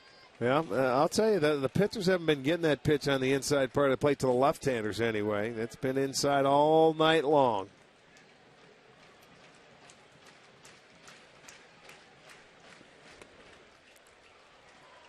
Jason Kipnis in his last 29 games, batting .402 with 15 runs batted in. Let's see if he can find a gap out there.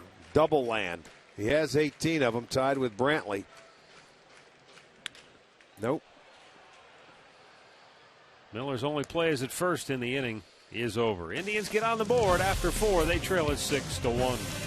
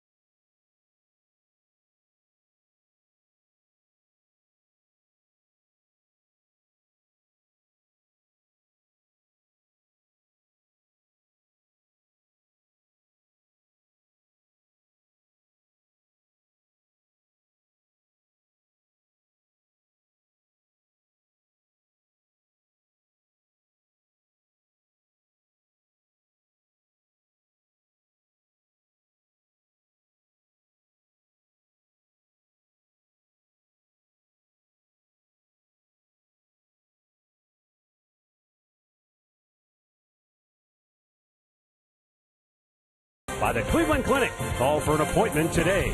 And by the game-changing all-new Ford F-150. The future is tough. 6-1 Seattle as we head to the fifth. For the Mariners, 4, 5, and 6 due up. Kyle Seager to lead it off. Nick Hagedorn got the final out of the fourth. Stays on here to start the fifth with action behind him in the bullpen. Seager got to Hagedorn last night for a double. If you remember, after a walk, he doubles, made it second and third, and then Smith, the next guy, came in to single. To first, Santana waits for Hagedorn, who just did beat him to the bag. It was close. And that's out number one.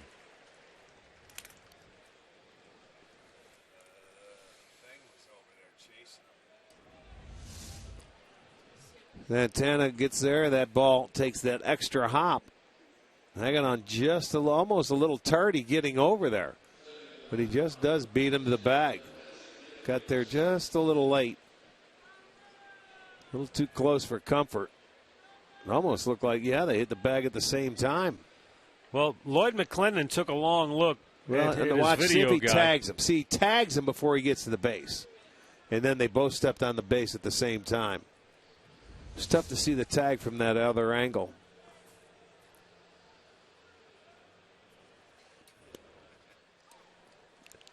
Seth Smith fly to left in the second, walked in the third.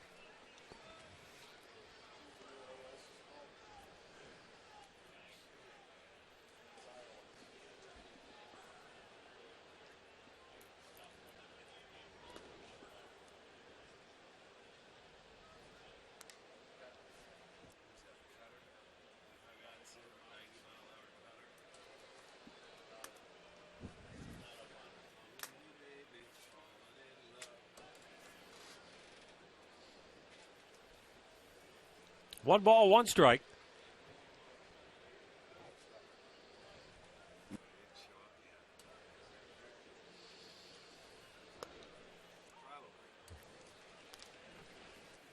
And now Hagedorn gets ahead.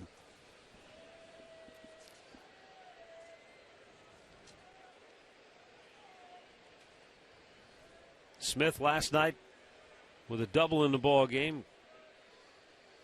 Leads the team in that category.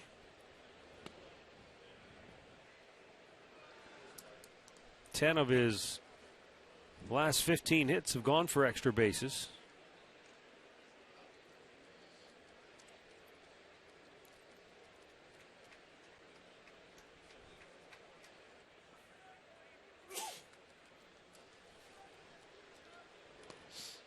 Wow, Gomes, that was like trying to just self-defense. Yeah, just trying to knock it down to keep from getting killed.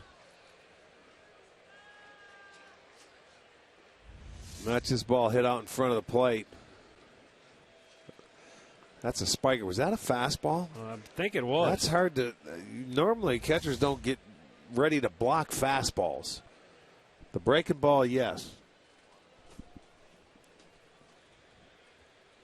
Here's the payoff pitch. Strikes him out. 2 down. Second strikeout for Hagedorn. Our in-game recap brought to you by your local Toyota dealers. Kyle Seager with a grand slam in the third. Cleared the bases. All three aboard had walked. And then in the fourth, a 2-run double by Logan Morrison made it 6-0. Indians have gotten on the board, but long way to go. Get themselves back in this one. Mark Trumbo 0 for 2. And 0 for his last 18 since joining the Mariners.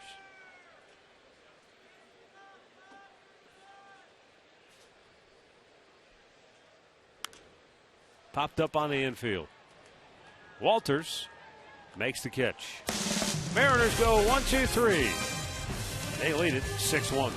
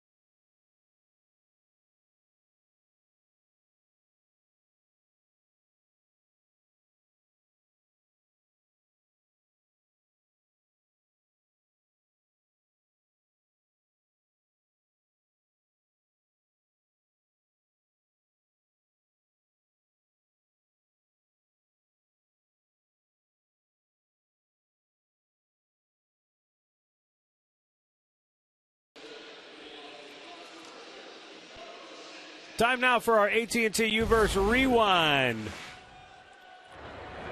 Well, out in Seattle, it was all high fastballs for Taijuan Walker and 8 strikeouts in his 8 innings.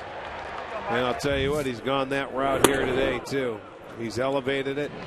He's had a few more pitches down in the zone tonight, but when he's needed a strikeout, he's been able to get it. He has 4 this evening.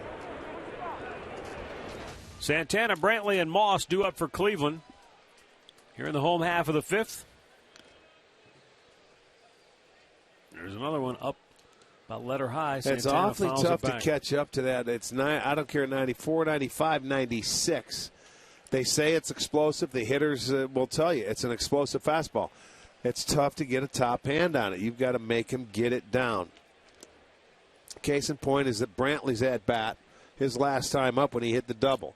He brought it down mid-thigh, lined it into right center field. I know it's easier said than done because you pick that pitch up. Well, I could see it late in the count, 2 strikes, different situation. But early in the count, I would think it would be a little easier to tell yourself, all right, I'm looking for a spot. I'm going to pick it out. And if it's above that spot, I'm not going to swing. Got to lay off it because he follows that. Though when he throws his splitter, it starts in about the same spot as Heater does, and that goes straight down. So, well, and I guess he's very smooth.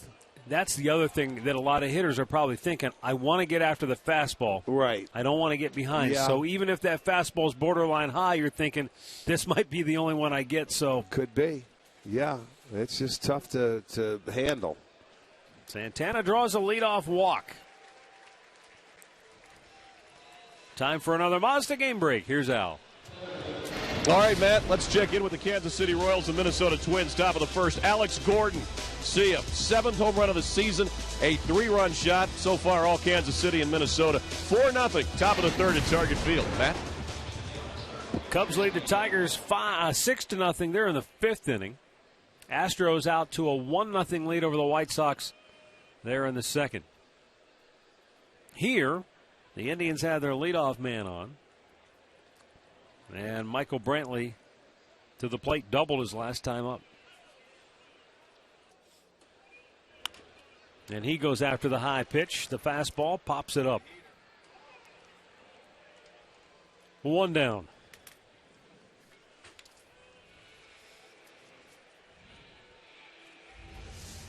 Watch the follow through on this swing. Boom. Hits him in the mask. After the high fastball, hits it into the air. So 1 out now for the Indians here in the 5th.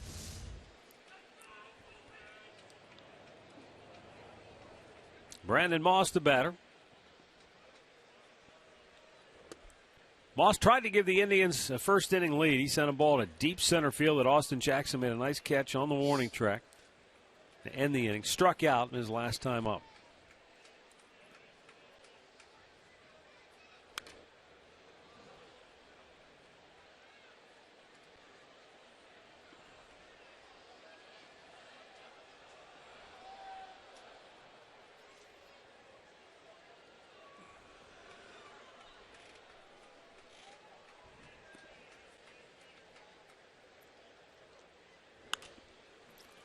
Out of play. And Moss in the hole, 0-2.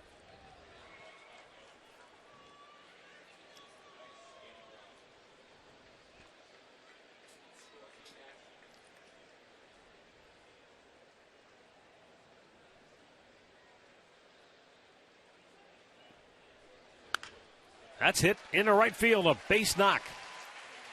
And Santana will stop at second base. And a 1-out single. It had a weird look to it. It just sort of.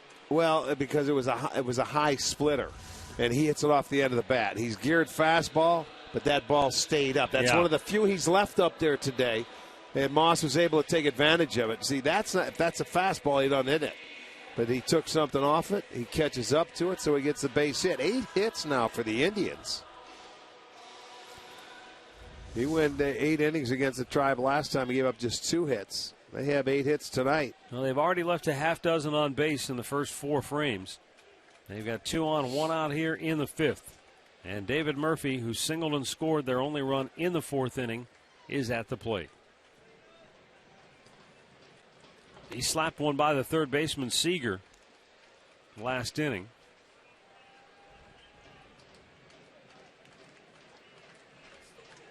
Tribe looking for their first hit in the series with a runner in scoring position, says Tom Buscenic.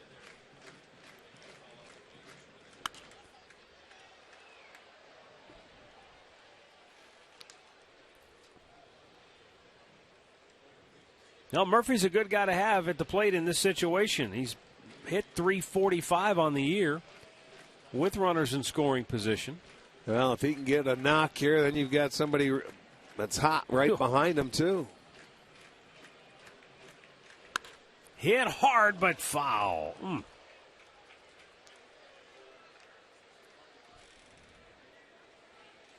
First two at-bats for Murphy tonight. He led off both innings. Now getting a chance with men on base. In the hole, 0-2. And he chases one, strikes out. That's 5 strikeouts for Taijuan Walker. Missed that split again. It just disappears. You watch it. It starts out low, and it's going to go down from that point on. Murphy can handle that pitch usually when he has 2 strikes, but this one just started out a little too low. Look at, he's upset. Couldn't reach it. Out number 2.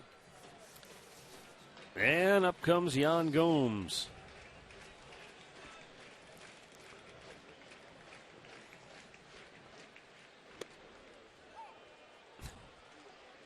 He looks back at Dan Isani like, you haven't called an inside strike all night long.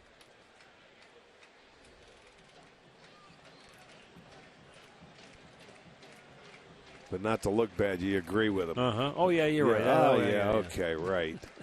Just don't do it again. He made him swing at that pitch.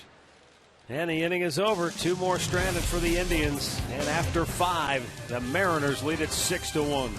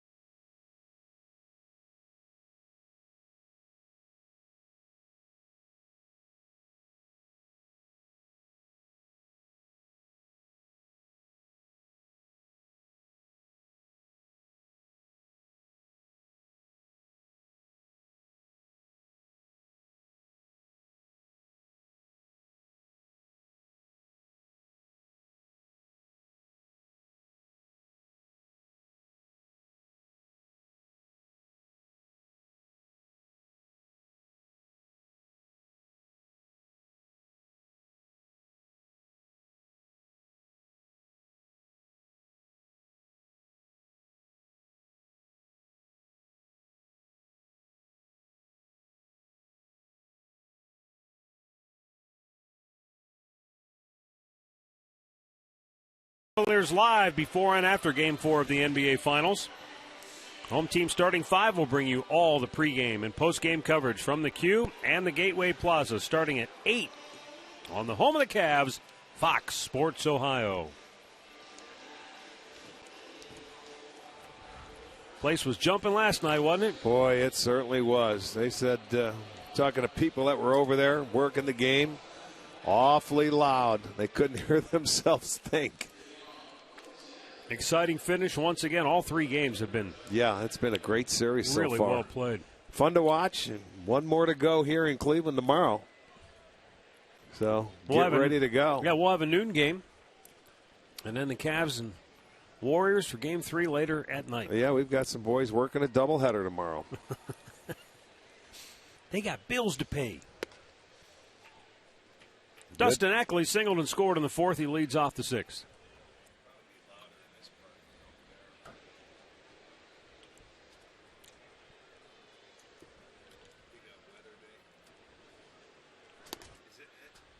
Austin Adams, 3rd Indians pitcher to work here tonight. 7th appearance on the year for Adams. In 9 1/3 innings, he has walked 4, struck out 6. He's only given up 3 hits. Mike Aviles settles under it, and Ackley is out number 1. Well, KeyBank Kids tickets start at just $10 for kids 12 and under with a purchase of an adult ticket. Kids tickets are located in the new family deck out here at Progressive Field. Log on to Indians.com/kids tickets today.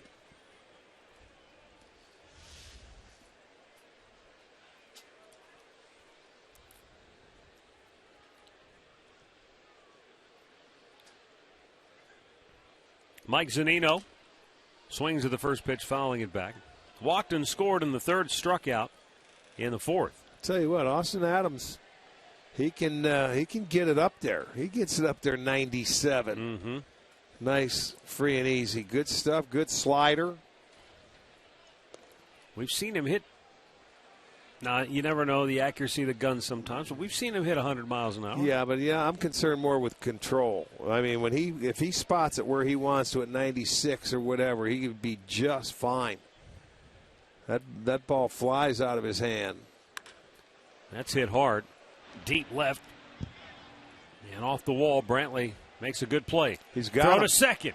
And he is out. He never got to the bag. Zunino says, "Are you kidding me?"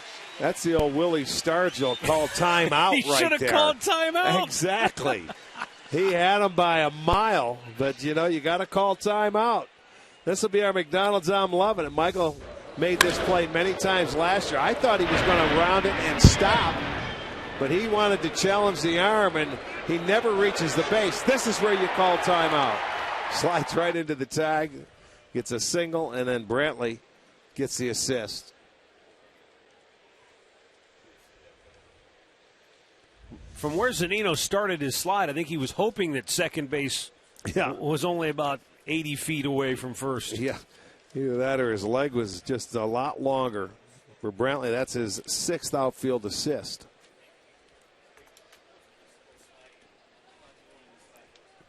I almost think maybe in the back of a hitter's mind, you hit a ball that hard, you figure this has to be a double. Nice play by Aviles, but can't recover in time to get Miller. Yeah, you do. You hit it that hard, you barrel one, I'm like, well, this is a double. And you get halfway to second, you see the ball coming in, like, well, what just happened here? Yeah, he had to pick it up. You round first and you pick it up. That ball sort of scared Adams right there. Aviles gets to it, just couldn't field it cleanly. He still would have had an awfully tough play. So it'll go as a single.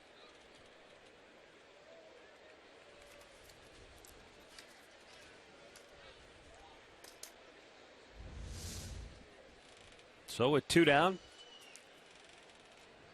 top of the order, Logan Morrison, who extended his hitting streak to 16 games with his 2-run double in the 4th.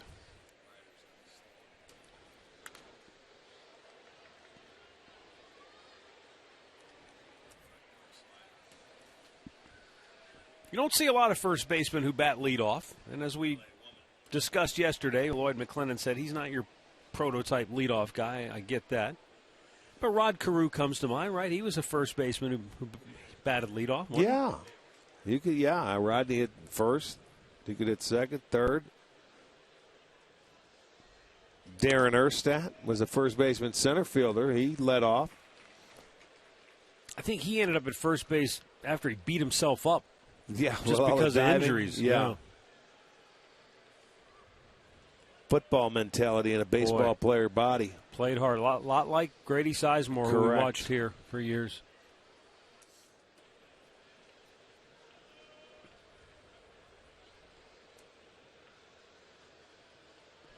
The 0-2.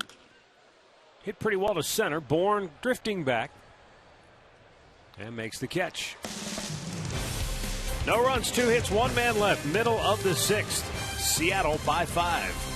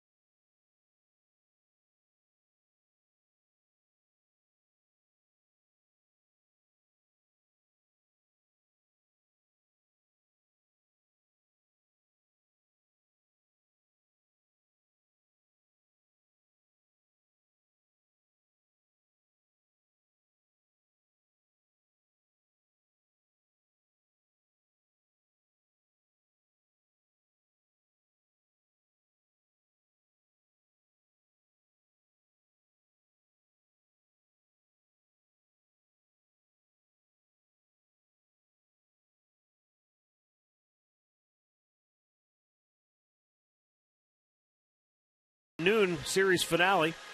Al and Jensen get the day started on Indians Live at 11:30 a.m. And then we'll bring you every pitch starting at noon right here on Sports Time Ohio.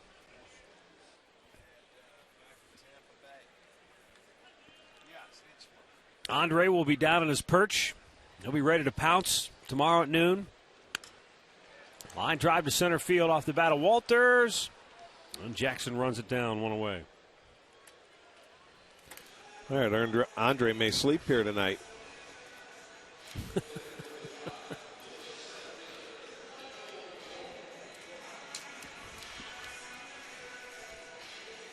Michael Bourne 0 for 2 will be the batter.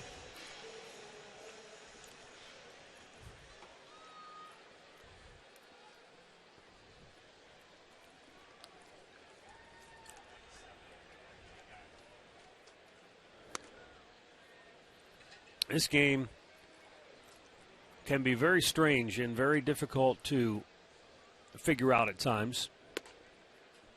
And I think it has everything to do with the fact that it's every day. There just are no breaks. But you go back to when the Indians entered Seattle to start that road trip. The Mariners were where the Indians were when they just came home. Just came home from the road trip from Kansas City. Right. Playing good baseball. You're almost at 500. You're right there. What happens? The bottom falls out on Seattle. They lose 9 out of 11 on their homestand, and they're still trying to recover. The Indians went on that road trip, beat up the Mariners. But their 4th straight series on the road. Went to Kansas City, played great there. They've come home, and now they're where Seattle has been. Just at home for whatever reason. Can't get the bats going. Can't seem to put anything together, and they're starting to slide back the other way. After fighting so hard to get to that break-even mark, you're right there, and then you start sliding back down the hill. Sometimes the toughest thing to do is get to that 500 level, and you finally get there, and then all of a sudden you have a little hiccup. Well, you can't let it happen. You got to forge and push your way through. But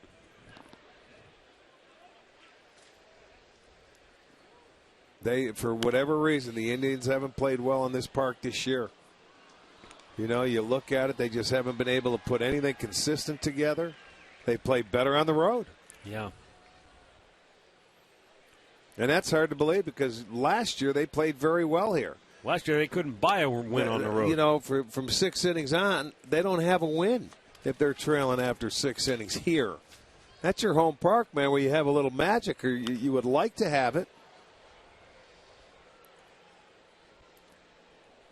Yeah, they're at home 0-12 when they trail after 6 innings. 0-15 after 7, 0-16 after 8. So, this is going to be the 6th inning, and look at the splits right here. The runs per game, they're averaging more runs at home. That's hard to believe.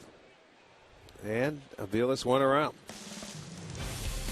Indians go 1-2-3, and we head to the 7th.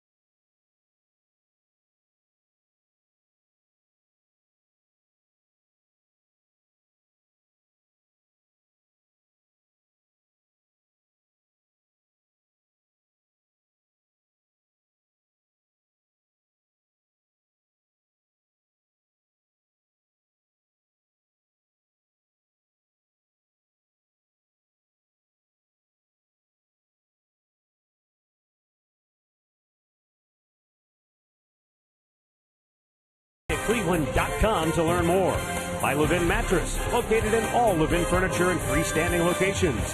And by AT Uverse, has more channels on the go than cable.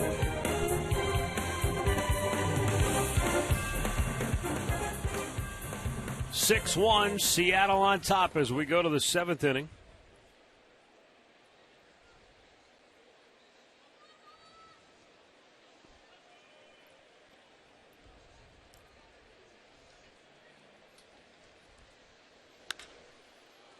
Swinging a fly ball to right. Moss camps under it, and we've got one out as Austin Jackson is retired. Let's head back downstairs to Andre Knott. Andre, what's the latest on Scott Atchison? He is just getting off the mound down in Akron for the Rubber Ducks. They're going against New Hampshire. He pitched 1 inning. He allowed 1 hit, had 3 strikeouts on 15 pitches. He said all the flexibility was back in his left ankle before he went down to Akron. He hopes to be back with the team soon. Had a good outing tonight down in Akron. I know you had a chance to catch up with Josh Tomlin. I spoke to him today as well in the clubhouse. It's great to see him. He's one of our favorites. Absolutely. Seems like we've known him for a long time, and he's been through a lot this year, but hopefully we'll see him on a mound very soon. It sounds like we're going to. He had a very good session in the bullpen earlier today through 20 pitches, and next step for him, as we talked about last night, he heads to Arizona, so the Indians are getting healthy slowly but surely with the pitching staff. That'll be an error charged to Mike Aviles. And a 1-out base runner for the Mariners here in the 7th inning. Big hop. Well, he wanted to get rid of it quickly because he knew the guy was getting down the line, but didn't get any help. Santana couldn't pick it for him. It gets by him, so it'll go as an error.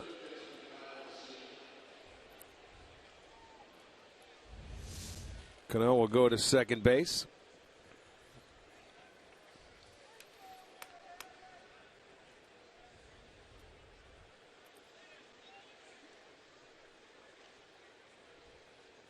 Kyle Seager hit the grand slam in the 3rd.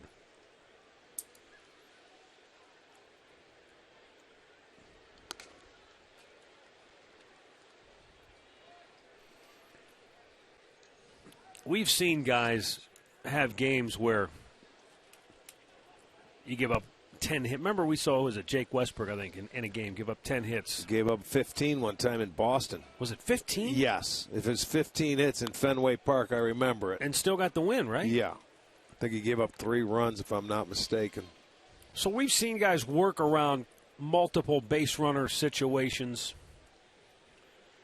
And even though Trevor Bauer has been able to, work around walks all season long, tonight it just had the feeling of, it's just almost like you're playing with fire here. Well, you are. You're not going to go all year like that and walk guys and be able to get out of it. Someone's going to finally get you. Bourne can't get to it. That'll go to the wall. Cano will come around to score at a leisurely pace. And Kyle Seager has an RBI double. He's driven in 5 on the night for Seattle. Boy, this guy really likes to torment the Indians. Yes, he does. This is going to be a gapper. Bourne thought he was going to be able to get there, but you can see it gets down before he can get to it and dive. Misses it by about a foot or two. So that goes to the wall. Cano can come around and score easily. His 5th RBI of the night. And it's run number 7 for Seattle. Yep, he's had a nice career against the Indians. Loves to see Chief Wahoo come to town.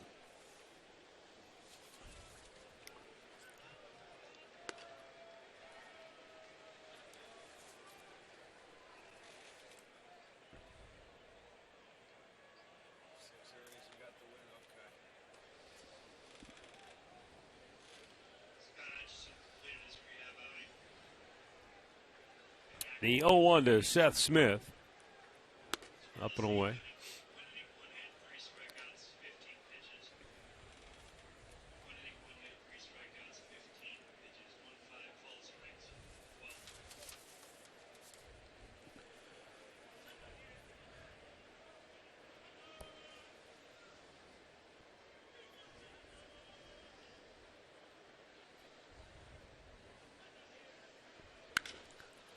That's hit high in the air, deep left center field, and Bourne to the wall, can't get to it. It's off the top of the wall. Scoring on the play is Seager. That had to hit the very top, didn't it? And Smith into second base with another RBI double for Seattle. That was high, and it was deep, and it just... Did it hit the lip on the scoreboard? I don't. It made a sound like it hit something hard. That had to be the scoreboard. Not the padded then. wall. Yep, yes, sure it's did. right above the sign. And it bounced straight up there. A little angle up there off that left field wall. Goes straight up into the air. So back-to-back doubles for Seattle. Smith is 16th.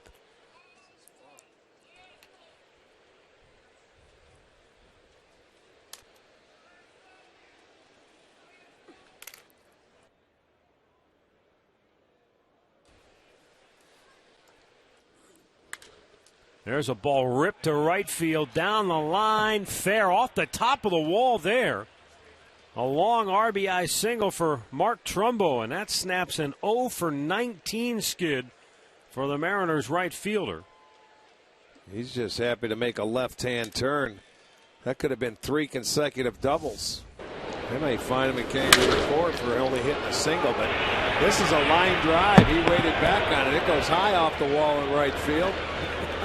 But he had to stop, and in comes another run. Anywhere from 9-1. Anywhere from center field all the way to that particular spot, it's a home run. But that's just where the wall juts up. Right.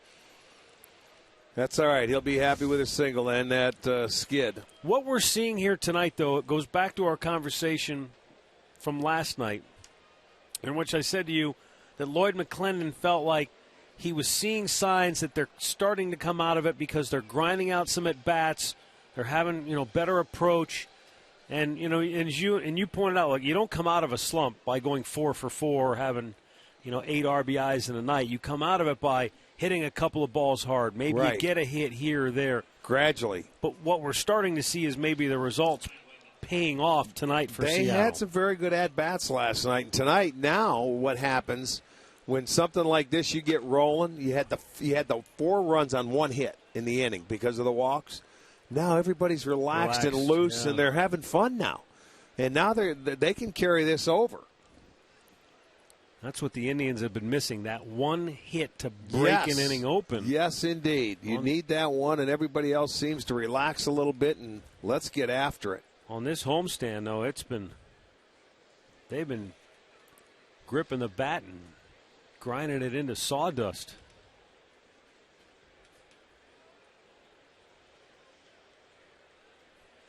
0-2 count for Ackley. Little tapper back to the mound. Adams goes to second. They get one there, but that's all they'll get. Boy, that was a good play by Aviles just to stay on the bag. That ball looked like it wanted to sail into center field. I was a little surprised he went to second, but he did.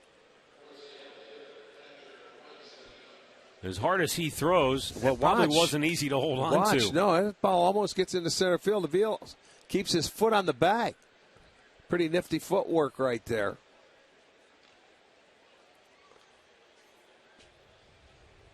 Nice.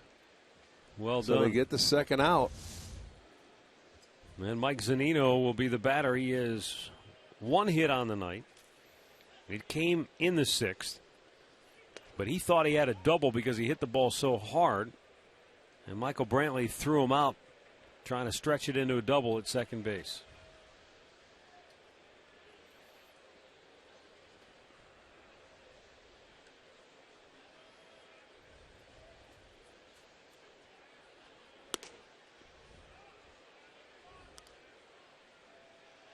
Seattle's string of 13 consecutive games with 3 runs or less, that came to a screeching halt here. How about, and isn't it, again, it just, the beauty of baseball, all that talk and all the struggles and all the frustration that I'm sure that they have felt and gone through in those 13 games, and how do they get out of it tonight?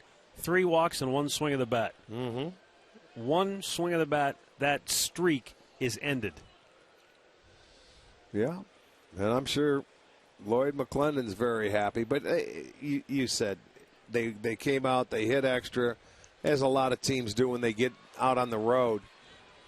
But you work your way through these. You work your way out of things like that. It just doesn't happen overnight. A lot of blood, sweat, and tears, man, and you got to work your way through it and continue it. You know, you said they're starting a long road trip, so they're starting on a good note.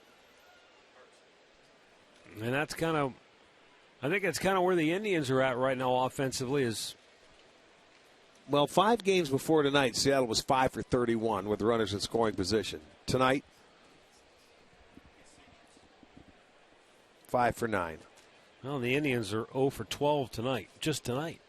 And that doesn't take into account the series in Baltimore, which was filled with frustration, with opportunities that they just couldn't cash in on.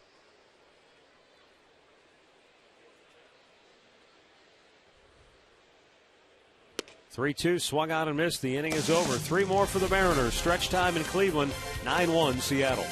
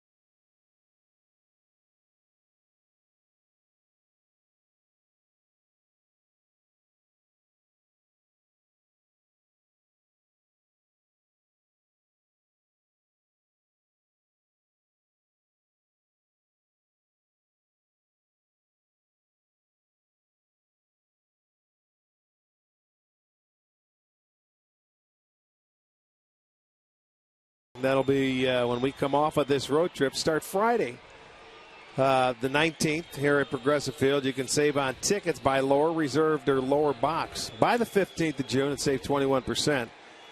Also, Dollar Dogs fireworks that night, so come on out to the ballpark. Joe Beimel, the left-hander, coming on for the 15th time this year. No wins, no losses. 2.84 ERA.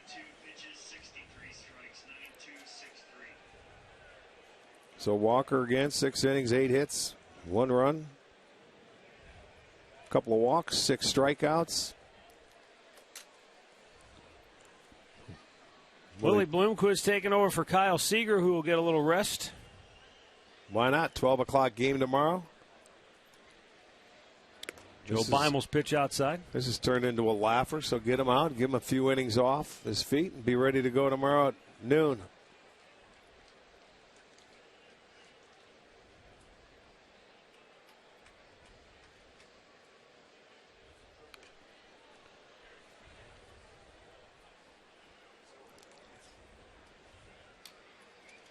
Kipnis 0 for 2 with a walk.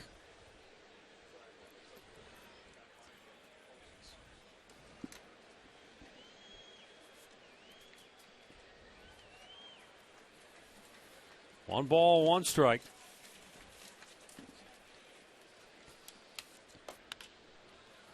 To left field, slicing and out of play. Kipnis and Michael Brantley tied for the longest hit streak here at Progressive Field, 19. Brantley's was a year ago, and Kipnis currently has his, trying to extend it in what could be his final at bat of the night. Just a bit outside.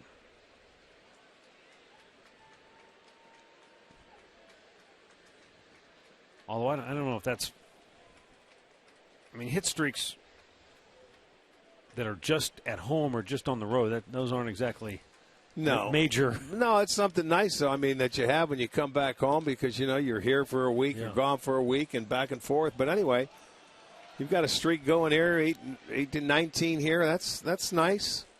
The one I don't think it means anything to these guys. They want to get a hit in every game they play. The one I still can't get over is the Elvis Andrus, who was a 30-some games. 39, I believe. Came here once a year, but got a hit every time. Oh, in this ballpark, I think it was 27 against the Indians. He was unconscious.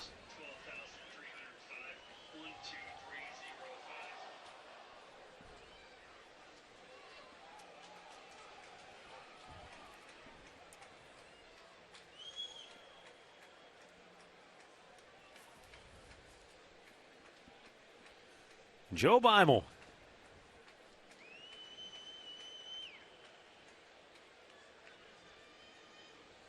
The 2-2.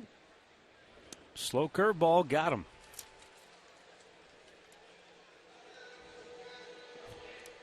Baseball Night in America returns to Fox on Saturday with an AL East matchup with the New York Yankees taking on the Baltimore Orioles. Coverage begins Saturday at 7 Eastern.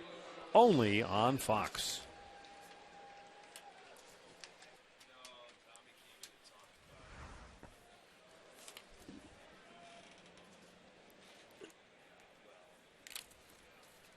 Carlos Santana doubled in the first, hit into a double play in the third, and then walked in the fifth.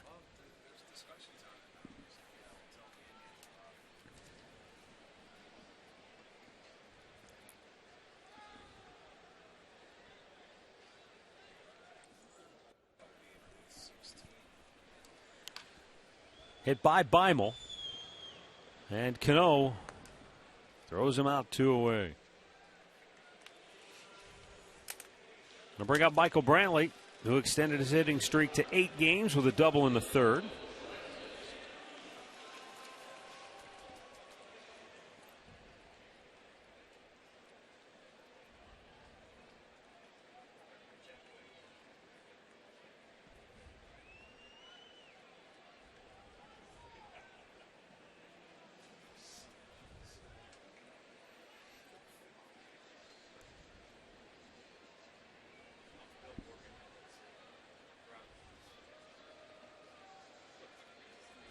Slow curveball misses inside.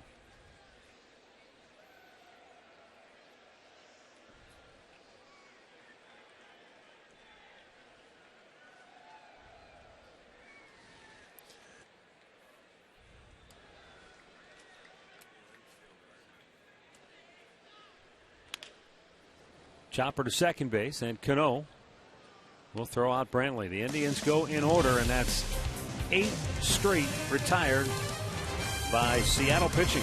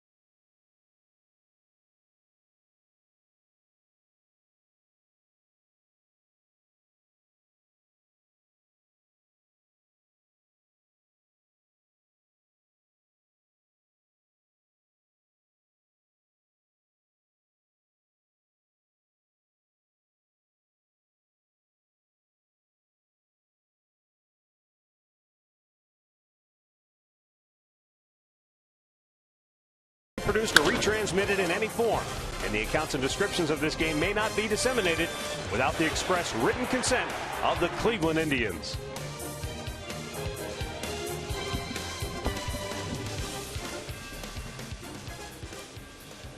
Stay tuned after the ball game for Indians Live, presented by Conrad's Tire Express and Total Car Care. We go to the 8th inning, and for the Indians, a new pitcher, Ryan Webb, will make his 13th appearance of the year. He's 1-0 with a 1.08 ERA. He's walked 5, struck out 13, and 16 2/3 innings of work, and the opposition is only hitting $127 against him. Defensively, Giovanni Urshela is in the ball game. He takes over at third base. Zach Walters goes out to left field and takes over for Michael Brantley. Brad Miller will lead off the 8th for the Mariners.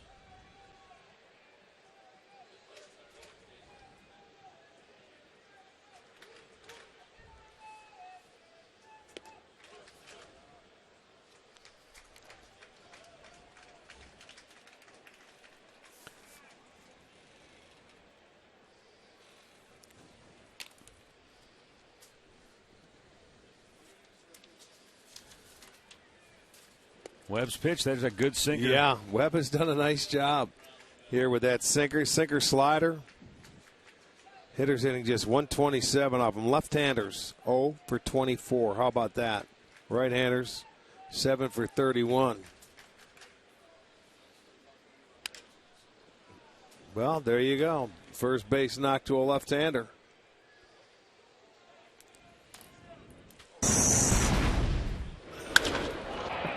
Grand slam got it started for Seattle in the third by Kyle Seager. And then they had a 2-run double in the fourth by Logan Morrison. Back-to-back RBI doubles in the 7th, and then an RBI single by Trumbo off the wall in right field.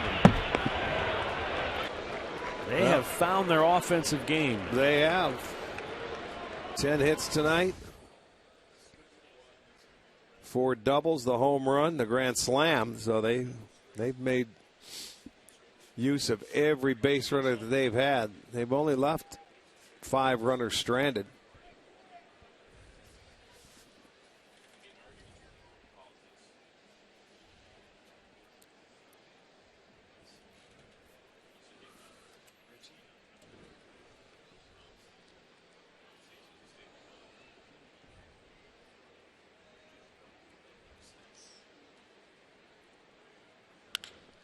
That's hit hard to right field.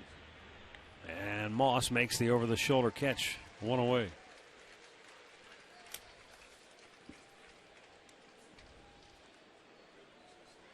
Going to get a pinch hitter here as Ricky Weeks will bat for Austin Jackson.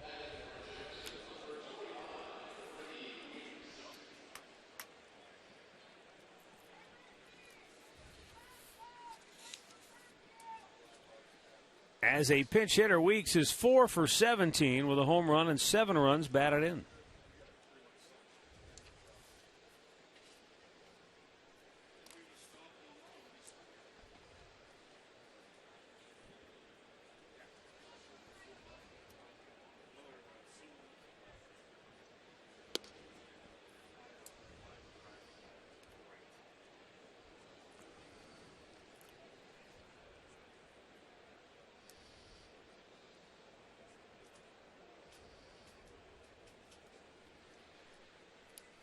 Webb ready.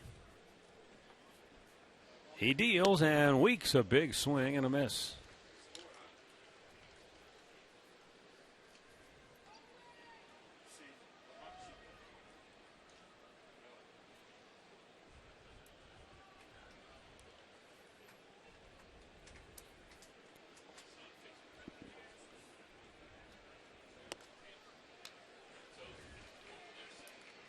That was the slider.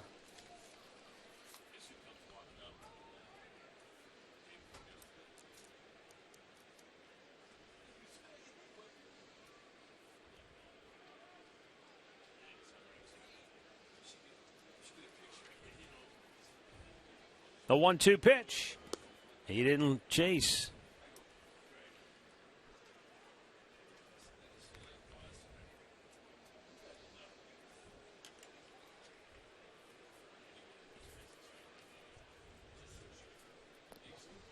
Robinson Cano waits on deck.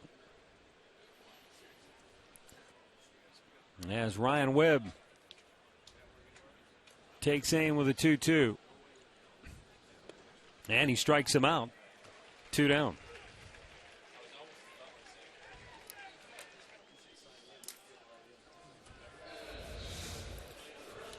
Well, good sinker coming inside. Ties up Weeks. He had 3 swings, 3 misses. Strikeout number 1 for Webb.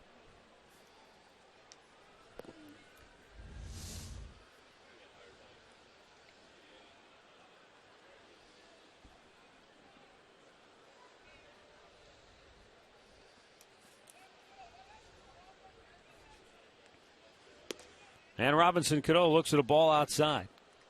Cano walked and scored in the 3rd inning. Reached on an error and scored in the 7th.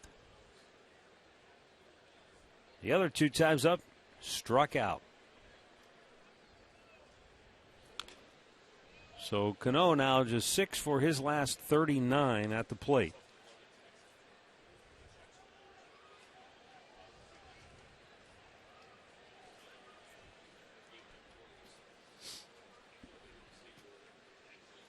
This is one of those really rare games in which the pitching wasn't there tonight, right, not up to par. Right. You know, and you're going to have hiccups every now and then. Your starters can't go on a roll like they've been every single time out. I mean, that's expected.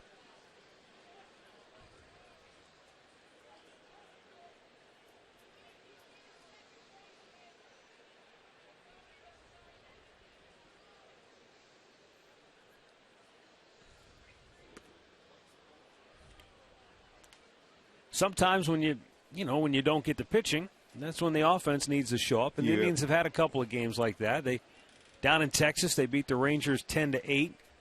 Texas came here, beat the Indians 10-8. Yeah, that's few and far between where the offense has been able to go up and outslug a team. You know, mean, so the starters they realize what their job is, but you just can't do it every time out. To center field. And the inning is over. We'll go to the bottom of the 8th. It's all Seattle tonight.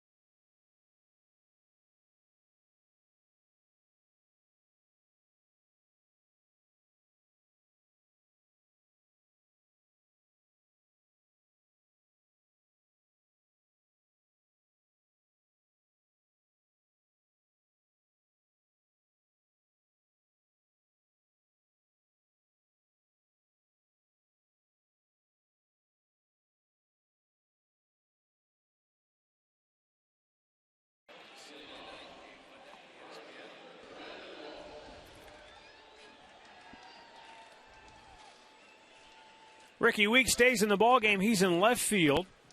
And Dustin Ackley moves over to center. Joe Beimel stays in the ballgame. Second inning of relief work facing Brandon Moss. And a foul right back.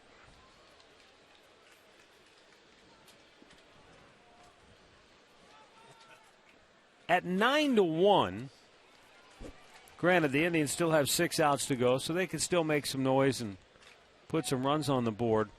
But if they don't, this would be the 10th time this year that the Indians have been held to 2 runs or less. They've been shut out twice on the year. But, a lot of these games in which they've scored 2 runs or less, they've been really close games. 2-1 loss, 2-1 loss, 2-1 loss, a couple of 5-1s, a 4-1. This is one of the rare. I'm looking, Rick. The reason I'm looking this up, this is one of the worst losses of the year, if it holds up. Well, let's say it holds up and it stays like this. You're going to have losses like this. You move on. It only counts as 1. Sure. And you say, okay, forget about it. You put it behind you, and you got to come back and win tomorrow. And it's a quick turnaround, too. Well, I guess my point was that they've been in, win or lose, they've been in every game. They haven't had many ugly ones like this. In April, their problem was they weren't playing 1-run games because they were bad pitching-wise, offensively, all the way around the baseball. They didn't have any close games. They were last in the league, if you remember, with 5 one-run games or decisions. Now, all of a sudden, the month of May comes, the pitching started tightening up, and they were in a lot of ball games. And now you look at the Indians, and they play 12 one-run games. So they've been getting a lot closer, and they have had opportunities. But they have to find a way to get on a roll in their home ballpark. They haven't been able to do that. 2-2 pitch. Moss with a floater to center, and it drops. Ackley can't stop it. Backed up by Trumbo, but Moss will go into second base with a leadoff double. Ackley, who just moved from left field over to center, gets a really tough ball at the end of the bat. It's sinking in front of him. Well, yeah, and it looks like he broke back a little bit and never got to the ball, but you get a better read in center field, but he's normally it was an infielder. He went out to play left field. Made a tremendous catch in left field when we were in Seattle, but now center field, that's a lot of ground to cover, my friend. Here's David Murphy, 1 out of 3, singled and scored the Indians' only run back in the 4th. The Indians' home woes can be traced to the first series of the season at home against the Tigers. You're right. Trying to get off to a good start. They lose 8-4, 9-6, 8-5. The Tigers just outslugged them. And here's what I think. They did. I agree wholeheartedly, yes. No question about it. It seems like to me every time they play here, they're trailing at home. It seems like the opposition scores before they can even get in at bat a lot of times. It's happened a lot. Yeah, when you look at the first inning, they've homered a lot in the first inning. The opposition, though, at home games, I think every game this homestand, the opposition had the lead. Yeah. Swing and a miss by Murphy. They've been outscored on the year at home in the first inning, 19-9. Okay. So that's a 10-run difference. So most games, you're looking at it like, yeah, they've been behind a lot early. And here's what's really disheartening. Granted, sometimes when you're, when of the 11 wins they've had at home, they're not batting in the bottom of the 9th. There's a nice play by Morrison, but the ball squibs free from his glove. Oh. And Murphy's safe at first and almost got picked off by the throw. I thought he caught the ball, to be honest with you. Pretty sure that's a base hit for Murphy. Yeah, that's got to be a base hit. Got to be. Ball squirts out of his glove. He's got to go over to his backhanded side. Let's see. And it just squirts out of the glove. When he throws it, I thought Murphy caught it. It was by him. It looked like it went through him. Almost nailed him. That went right through him. So, yeah, that's a hit for Murph. There's first and third now. But again, so 11 times the Indians have won at home, so they haven't batted in the bottom of the ninth, right? Do they have a walk-off? Yes, they do. They don't have a walk-off win here. All right, so they've been outscored in the ninth inning at home 17-3. So that's a little disheartening, too. It sure is. They were the masters at walk-offs here last year, especially by the home run ball. Yeah.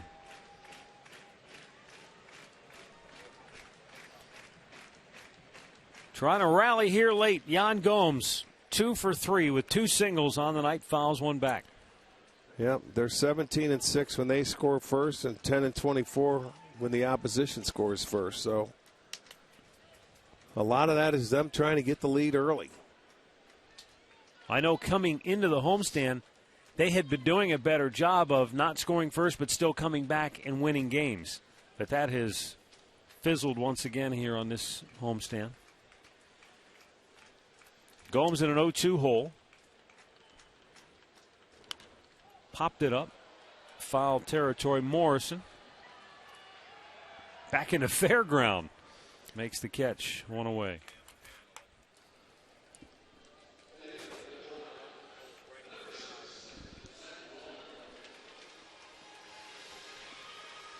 That'll bring up Zach Walters, 1 for 3 on the night. He singled in the second inning, struck out on the fourth, fly to center in the sixth.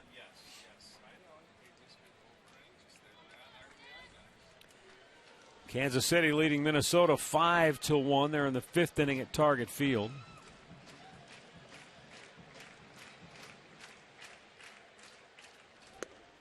Walters takes it's a little bit low.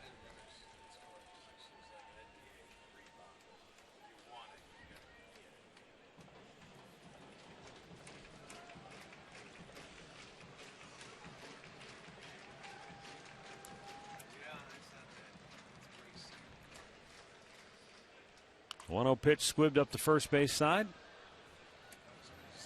Morrison touches the bag for out number 2. Walters will pick up an RBI as Moss scores on the play. And it's 9-2. Back to 2001 in August. Remember this game, a Sunday nighter. Indians, Mariners. Tribe was down 14-2. Came all the way back and won it in extra innings. 15-14. That had to be one of the greatest comebacks ever. Ever. They had some regulars out of the lineup, and it was a total team effort.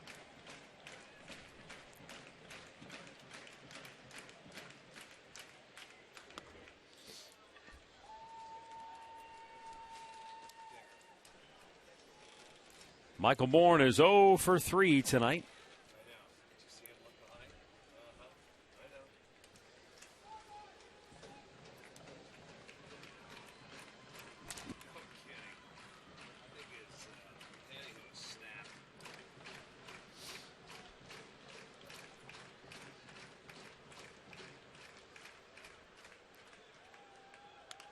Back out of play. Astros lead the White Sox 1-0 there in the fourth inning. And the Cubs clobbering Detroit 12-3 now.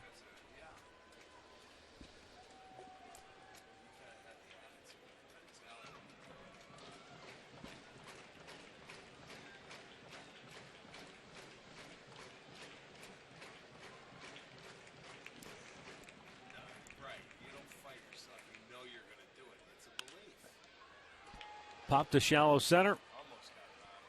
And the inning is over. Indians get a run, but we'll go to the ninth. Mariners 9-2.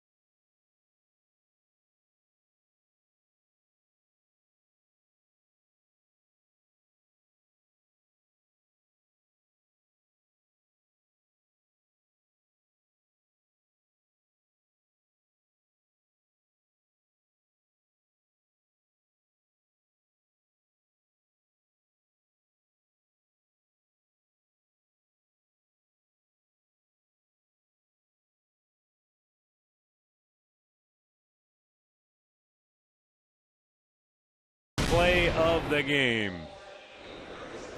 Well, should we look at anything else besides that swing which got him going? Kyle Seager, a grand slam, second of the year for the Mariners. They have two. He has them both. That got him off and rolling, and they relaxed after that swing. Brian Shaw will be the fifth Indians pitcher to work tonight. And he'll be facing the 4, 5, and 6 hitters for Seattle.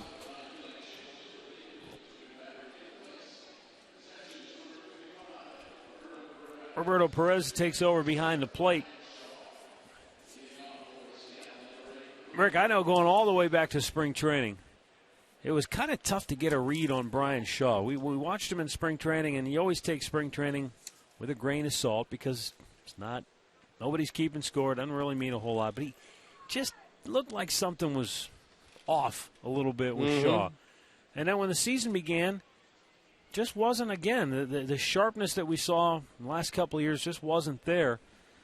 And he really struggled early. But, boy, Terry Francona and Mickey Callaway have done a very good job of getting him back on track and using him in spots where he's been able to be successful because he's put together a nice little run now. I'm not saying that they've necessarily got everything ironed out and got him back to where he was. He was the eighth inning guy last year. He was a guy that would set it up for Cody Allen. So, and right now there's been times where they've shied away from him and haven't pitched him because he hasn't been the same guy. But if this team wants to get up and get going where it was, they have to get back to where it was last year. But as we know, so much of this game is mental and confidence. And so for Shaw, he's at least been building on some confidence with last 6 appearances, 5 innings, 1 hit, no earned runs, no walks, 5 strikeouts. He's retired now the last 12 batters that he has faced.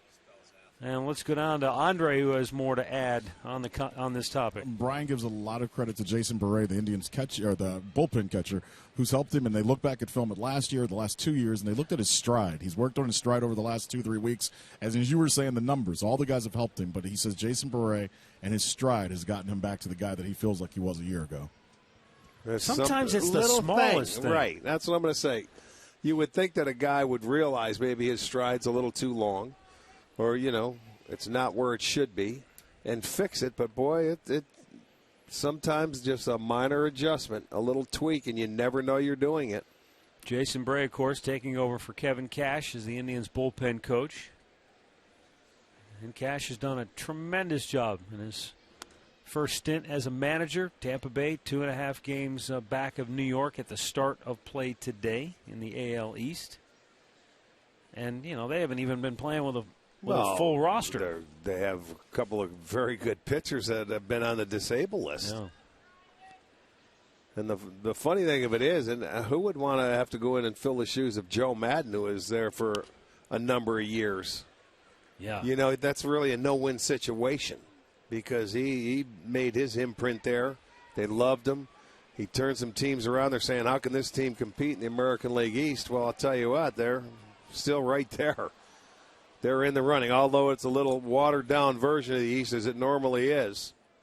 Yeah, it still doesn't matter. Still doesn't matter. You still have them in the thick of things.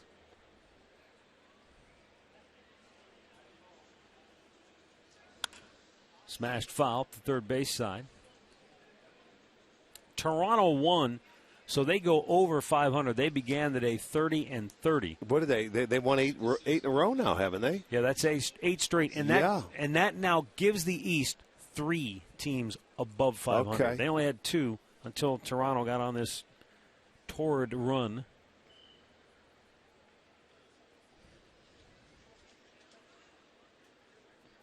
But Rick, and I know he was only here 2 years, but you talk about large shoes to fill for Cashy taking over for Joe Madden. Not easy for Jason Bray to walk in and fill the spot by Kevin Cash, especially because that bullpen is an island to itself. It is, but I will say this.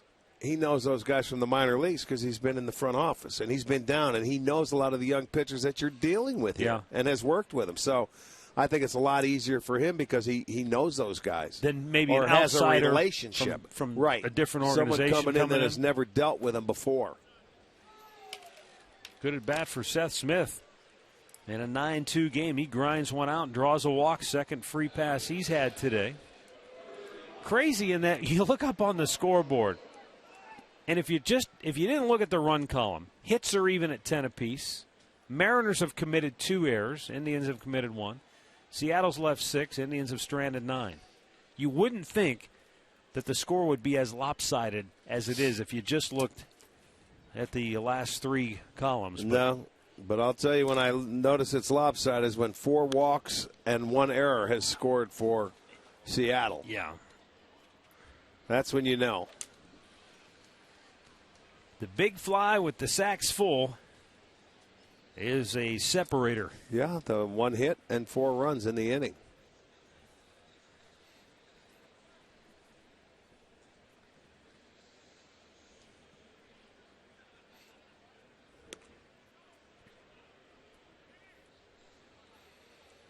Saw Yan Gomes talking with Terry Francona. You never have to wonder about, Yan Gomes thinking about, is it about me or is it about team? He has always been, and love his attitude. It's a team game. Team always comes first for him. Sure, you have to be able to contribute as an individual to help the team, but I think there are a lot of guys that, they wear it. When the team doesn't play well, you go through stretches like this.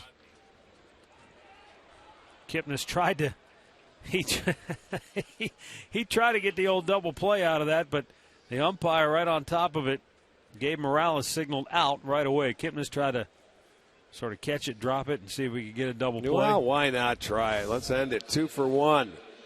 He wanted a bonus right here, but it was just a little too high to step back. Just let it roll out of there. Oops. But you're right. He called it. He was out. 2 down. Dustin Ackley singled and scored in the 4th.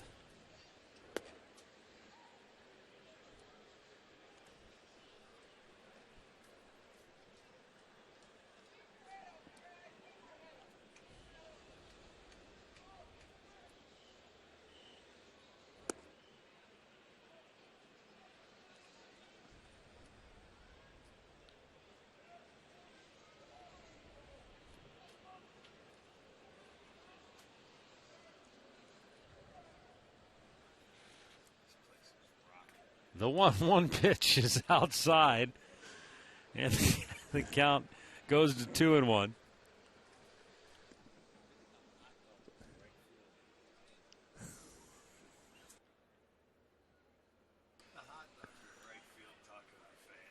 There's the pitch, and it's down low. Nice backhanded pick by Roberto Perez.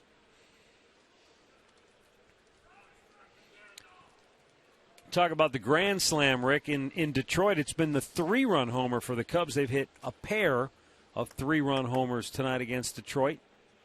It helped them to their 12-3 lead. Well, they can hit them.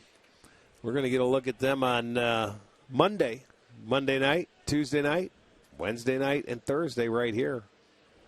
The old home and home as Ackley draws a walk. 2 walks in the inning for Brian Shaw. And I think this inning is a perfect example of what we were talking about with regards to Shaw. He not quite the same guy, and it's hard to pinpoint exactly what the difference is other than, hey, bullpens are tough to predict year to year.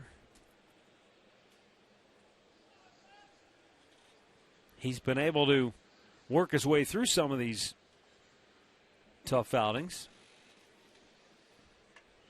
But last year, you'd have been blown away to see him walk 2 guys in an inning. Right, he was lights out. You're right.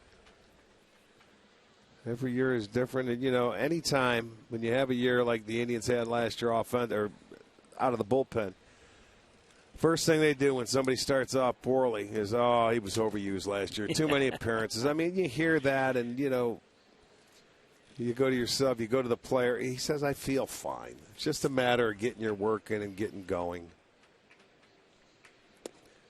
But let us not discount the fact that in his 2 years with the Indians, this guy has been Mr. Reliable out of that bullpen. 70 appearances 2 years ago, 80 appearances last year. Just over 150 innings in the 2 years combined. So he was Mr. Dependable.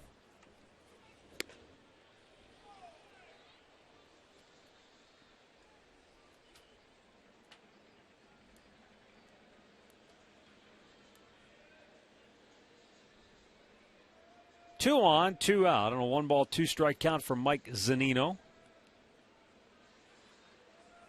Good slider or fastball, maybe a little cut action, strikes him out, ends the inning.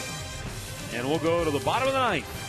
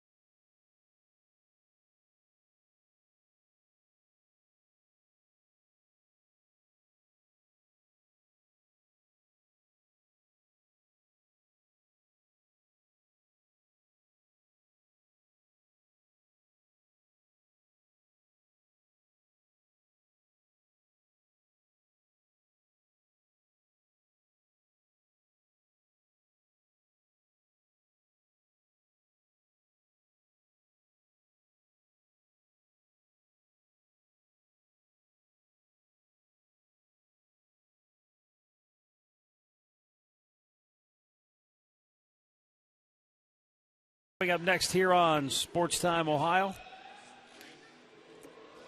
And we get a look back at the keys to the game brought to you by Wayside Furniture. I think they lost the keys to the game tonight. Yeah, they did. They went by the wayside.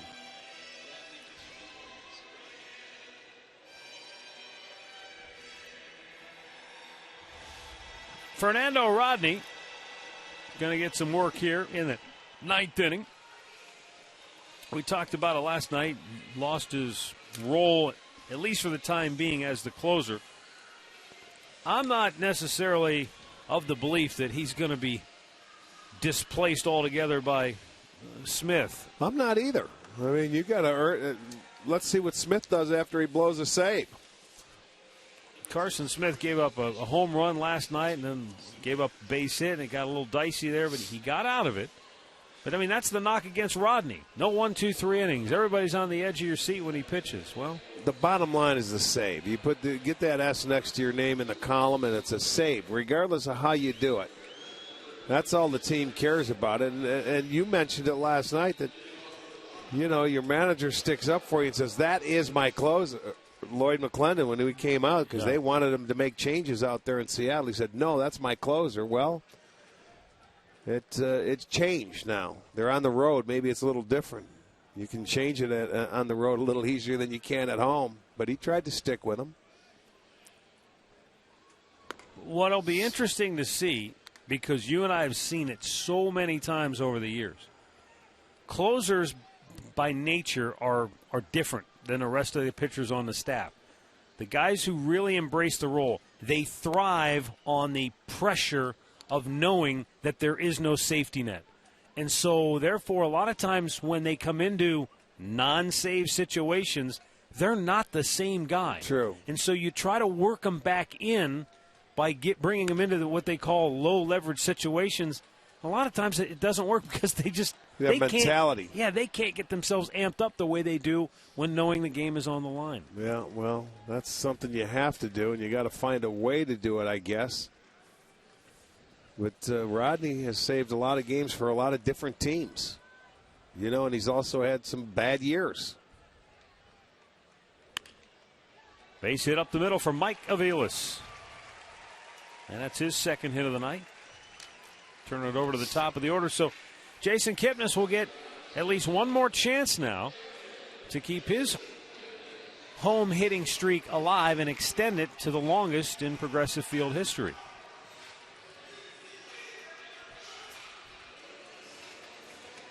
But you're right, Rick, about Rodney. Remember, there was a time where you thought, well, maybe it's a nice little run, maybe it's over. And then he goes to Tampa Bay and has one of the best years you've ever seen. Right, that's true. So he's done it with a number of teams. You take a chance, but can you live with that? You know, he's a two-pitch pitcher, a fastball changeup guy. When he has both pitches, he's unhittable. But a lot of times, at least the times that we've seen him, he usually only has one of the two. You know, the fastball, and it's always been his changeup has been the good pitch. Commanding that fastball right there is a tough thing. And he used to get it up there 96 or thereabouts. Now it's 93, 94, but that changeup he relies on.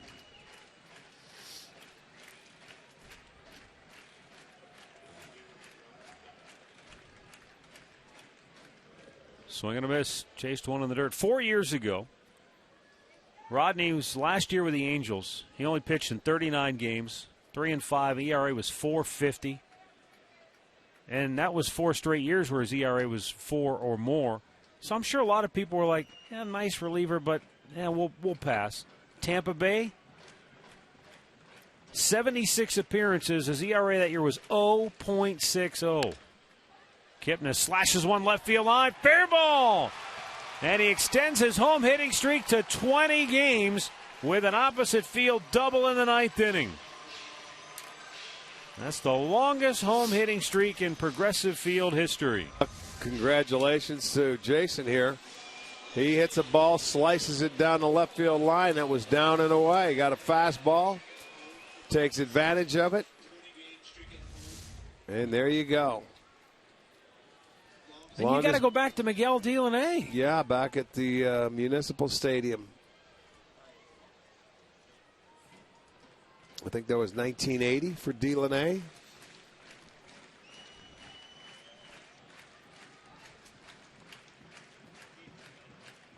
Upstairs, longest by an Indian in terms of Progressive Field history, because we already talked about Elvis Andrus. Right.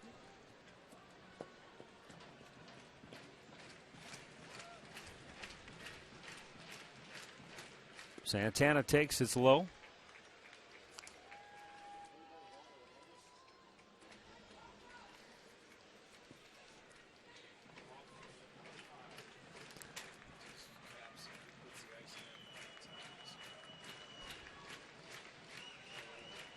Two-0 pitch. And Santana fouls it away. So, yeah, Andrus at 27 games has the longest. Right. But, I mean, how many years did it take him to amass that? Well, right. I mean, in what, 5-6 years? Only coming in one time.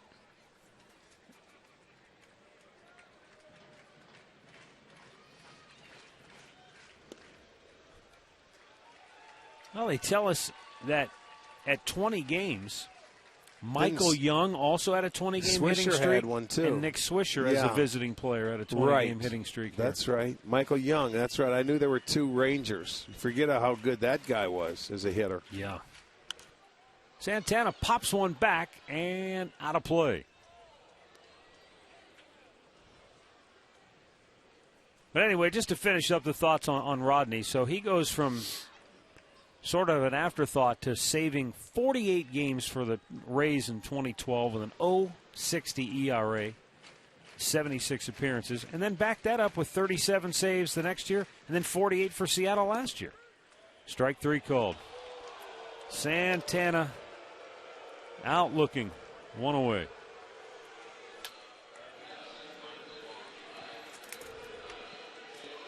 Take a look at the changeup, the circle change, boom, right over the plate.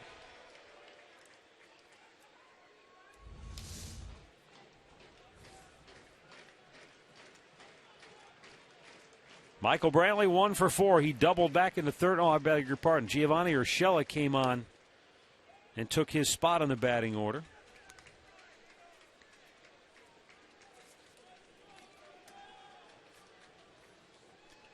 Urshela made his major league debut last night, was 0 for 3. First time up, he was robbed of a hit by Robinson Cano, made a nice play up the middle. Tries to go up the middle this time. Miller. He steals a hit away from Urshela. Wow. Does pick up his first major league RBI as Mike Avila scores, but that poor kid's going, whew, what do I have to do to get a hit around here? Yeah, welcome to the big leagues. They can play some defense up here. And you know what? This play is just capped off by a great scoop by Morrison here. Watch Miller slide. The throw is short hops, but a nice pick. Ends up saving his shortstop. They get the second out. He does get the RBI.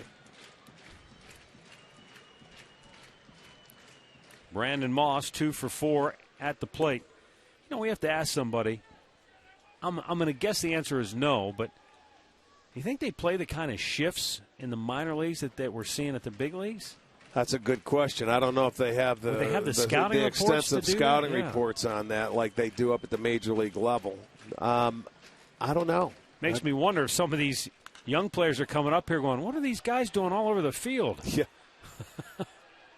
And there's a play made to end the ball game by Willie Bloomquist. And the final score tonight is Seattle 9 and Cleveland 3. The Mariners have clinched the series, and they've got a chance to sweep the 3-game affair tomorrow with a noon start. This one was over early as the Mariners got a grand slam from Kyle Seager in the third and steamrolled their way to the victory.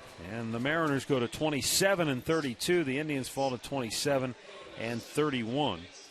The winner is Taijuan Walker. He's 3-6. The loser, Trevor Bauer, he falls to 5-3. Well, we'll see if the Indians can shake the Blues offensively, get a better start tomorrow in the finale. Sean Markham, Jay